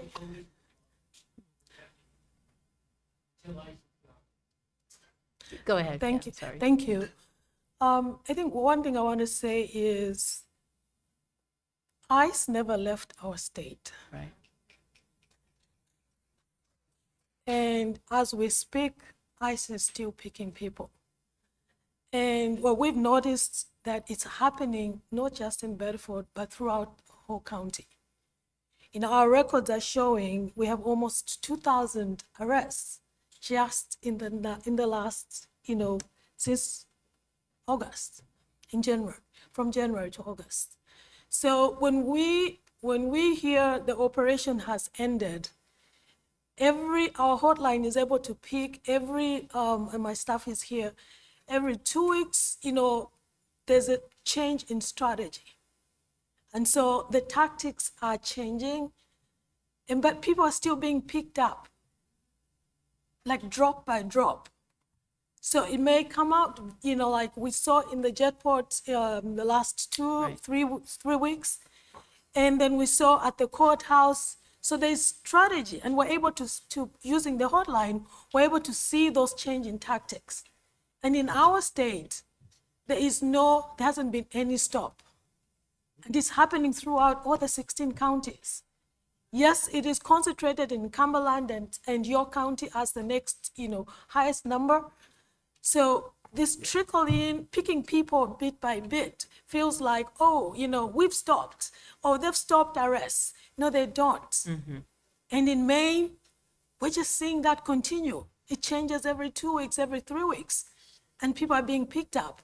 And as Crystal has said, we're running out of, immigrant, funding that is supporting these people. Came from the $20 of people who are here, the $10, the $5. We don't have, support as Sue has shared. And so this whole operation is being lifted by the community at large. And so we thank you for coming. We thank the community for helping us, take people out of detention with their $20 and $10. And thank you, Mayor, for supporting us during this time. Thank you. Thank you so much for your work. Mr. Mayor, anything that the city of Biddeford and that you want us to hear that hasn't come up today? Thank you. And thank you, Representative Pingree, and thank you for organizing this gathering and bringing it here to our city where you can hear directly from the people of Biddeford and the organizations that have supported our residents throughout these terrible last few months. One thing I'd like to highlight and remind the ranking member as a former mayor, elected officials at the local level are the closest to the community. We are the neighbors of the people who are asking us to do more, to be supportive of our community, to respond, and we need the tools to be able to do that. Your federal authority supersedes our own, supersedes our state authority. Our state has taken action, our city has tried to take action, but it's the federal level ultimately that has the authority that we look to keep us safe. Right now, that's not what's happening. We are exploring, my office has had to have conversations with the mayor's office in Minneapolis, in Houston, in Chicago. That's not a position we should have to be in, to have to look to the expertise of other cities who are dealing with this same national issue, that these cities become targets. I think that makes it all the more crystal clear that this is a federal problem that we need a federal solution for and federal accountability. Thank you for that. And let me just wholeheartedly agree, and then we'll go to Ben. And I agree with the woman in the back who earlier said, this onus shouldn't be on the individuals. You all shouldn't have to be helping individual families, or individuals shouldn't have to be posting bond or getting lawyers or, dealing with civil and criminal cases as you are helping them out with today. This really is a responsibility of Congress, of the appropriators who gave so much money to these agencies, of Congress who is charged with the oversight of these agencies and everything that they're doing, whether it's the private detention centers, the electric gloves, shock gloves, all the things that they want to do in any normal era. And my colleagues, who many have served longer than me, would say this was always the kind of thing that would come before Congress and this oversight would go to us. But As we've said too many times, our colleagues on the other side of the aisle have not exerted that responsibility of oversight. And we intend to make sure we get there eventually, and we are here today to fight for that. So I appreciate you're here representing an individual family, but is there anything that didn't come before us today that you also want to make sure is included?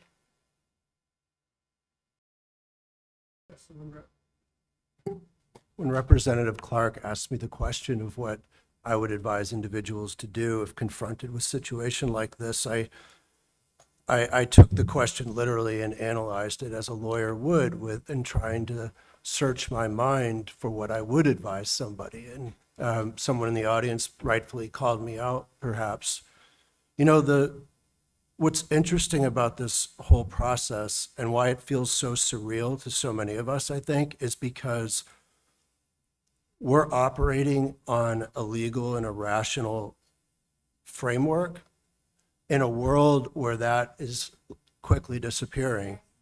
And the fiction that's been entertained is that there's any problem whatsoever that ICE is here to solve. There's no problem at all.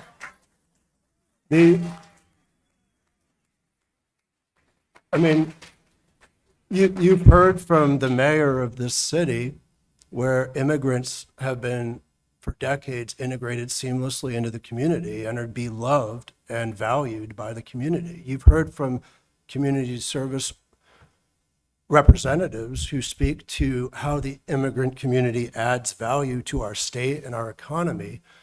There's literally no problem. And so you start with the framework that you as elected representatives and government officials, generally the process is identify problem, seek solution. But that's not what, we all know that's not what's happened here. It's what's going on is that the immigration policies are dictated entirely by political ends that have nothing to do with the facts on the ground.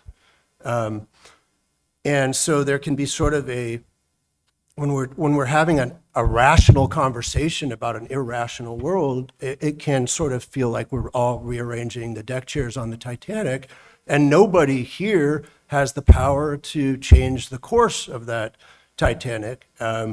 We hope that changes, but hope hasn't proven all that effective in recent years. So the one thing that I take away from this incident with this remarkable young man and his family is that when you look at the course of history, sometimes there are events, we call them inflection points, that focus the mind on something that's so wrong, so inhumane, and needs to be, and where a change needs to happen, that it finally pushes that needle in the right direction so that a society can change. And I think with respect to Johan Sebastián and his family, the person he was as such a wonderful human being, so much goodness and so much character, and the contrast between the individual ICE officer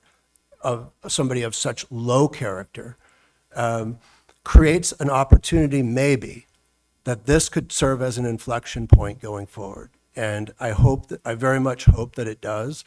And that's why I think it's really so, despite the frustration we all have being here and having these discussions, I think it's so critically important that you came here to do this today. So thank you. Thank you, Mr. Chair. On behalf of the members assembled as well as the Democrats on the Homeland Security Committee, let me thank our witnesses. Let me thank the members of the audience for their participation, their engagement, their shout outs and whatever for this hearing. It's part of our democracy. I'm from a part of the country like Congressman Carter, where had it not been for this great democracy, I would have a chance to chair a committee or anything because my color prevented my father from ever having to become a registered voter before he died. So there are some things I take very personal about protecting this experiment called democracy. But elections have consequences. We have to, at every opportunity, participate. We can't tune out. When you tune out, things happen, and not for the betterment of the common good. So I encourage all of us to participate. But let me thank the entire framework, your congressperson. Let's give her another hand. I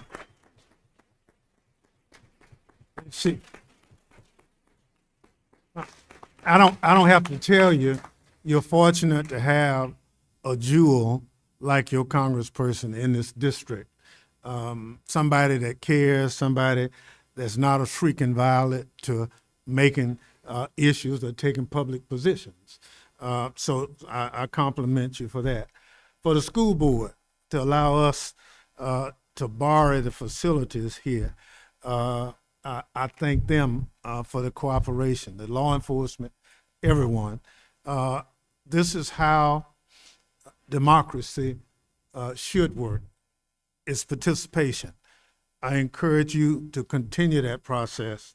I assure you that what we heard today and everything else will become part of the official record of how we fix the problem.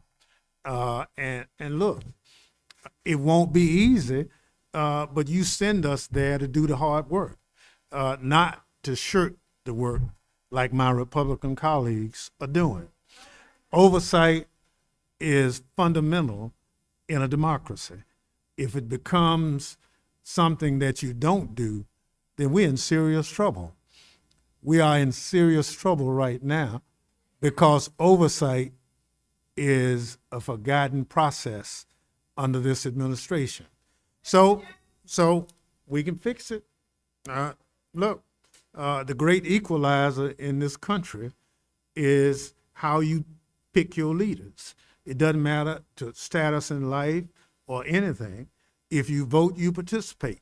If you don't vote, you don't participate. And so you can't criticize. November 3rd is one of those days you can participate. I encourage you to do that. And if you don't like this group, vote for somebody else. But if you are upset and mad, by all means, vote. Vote for the candidate of your choice. So again, let me thank Representative Pingree for bringing us together, for her tireless work on behalf of her constituents here in this community and across Maine's 1st Congressional District. With that, hearings adjourned. Good job, brother.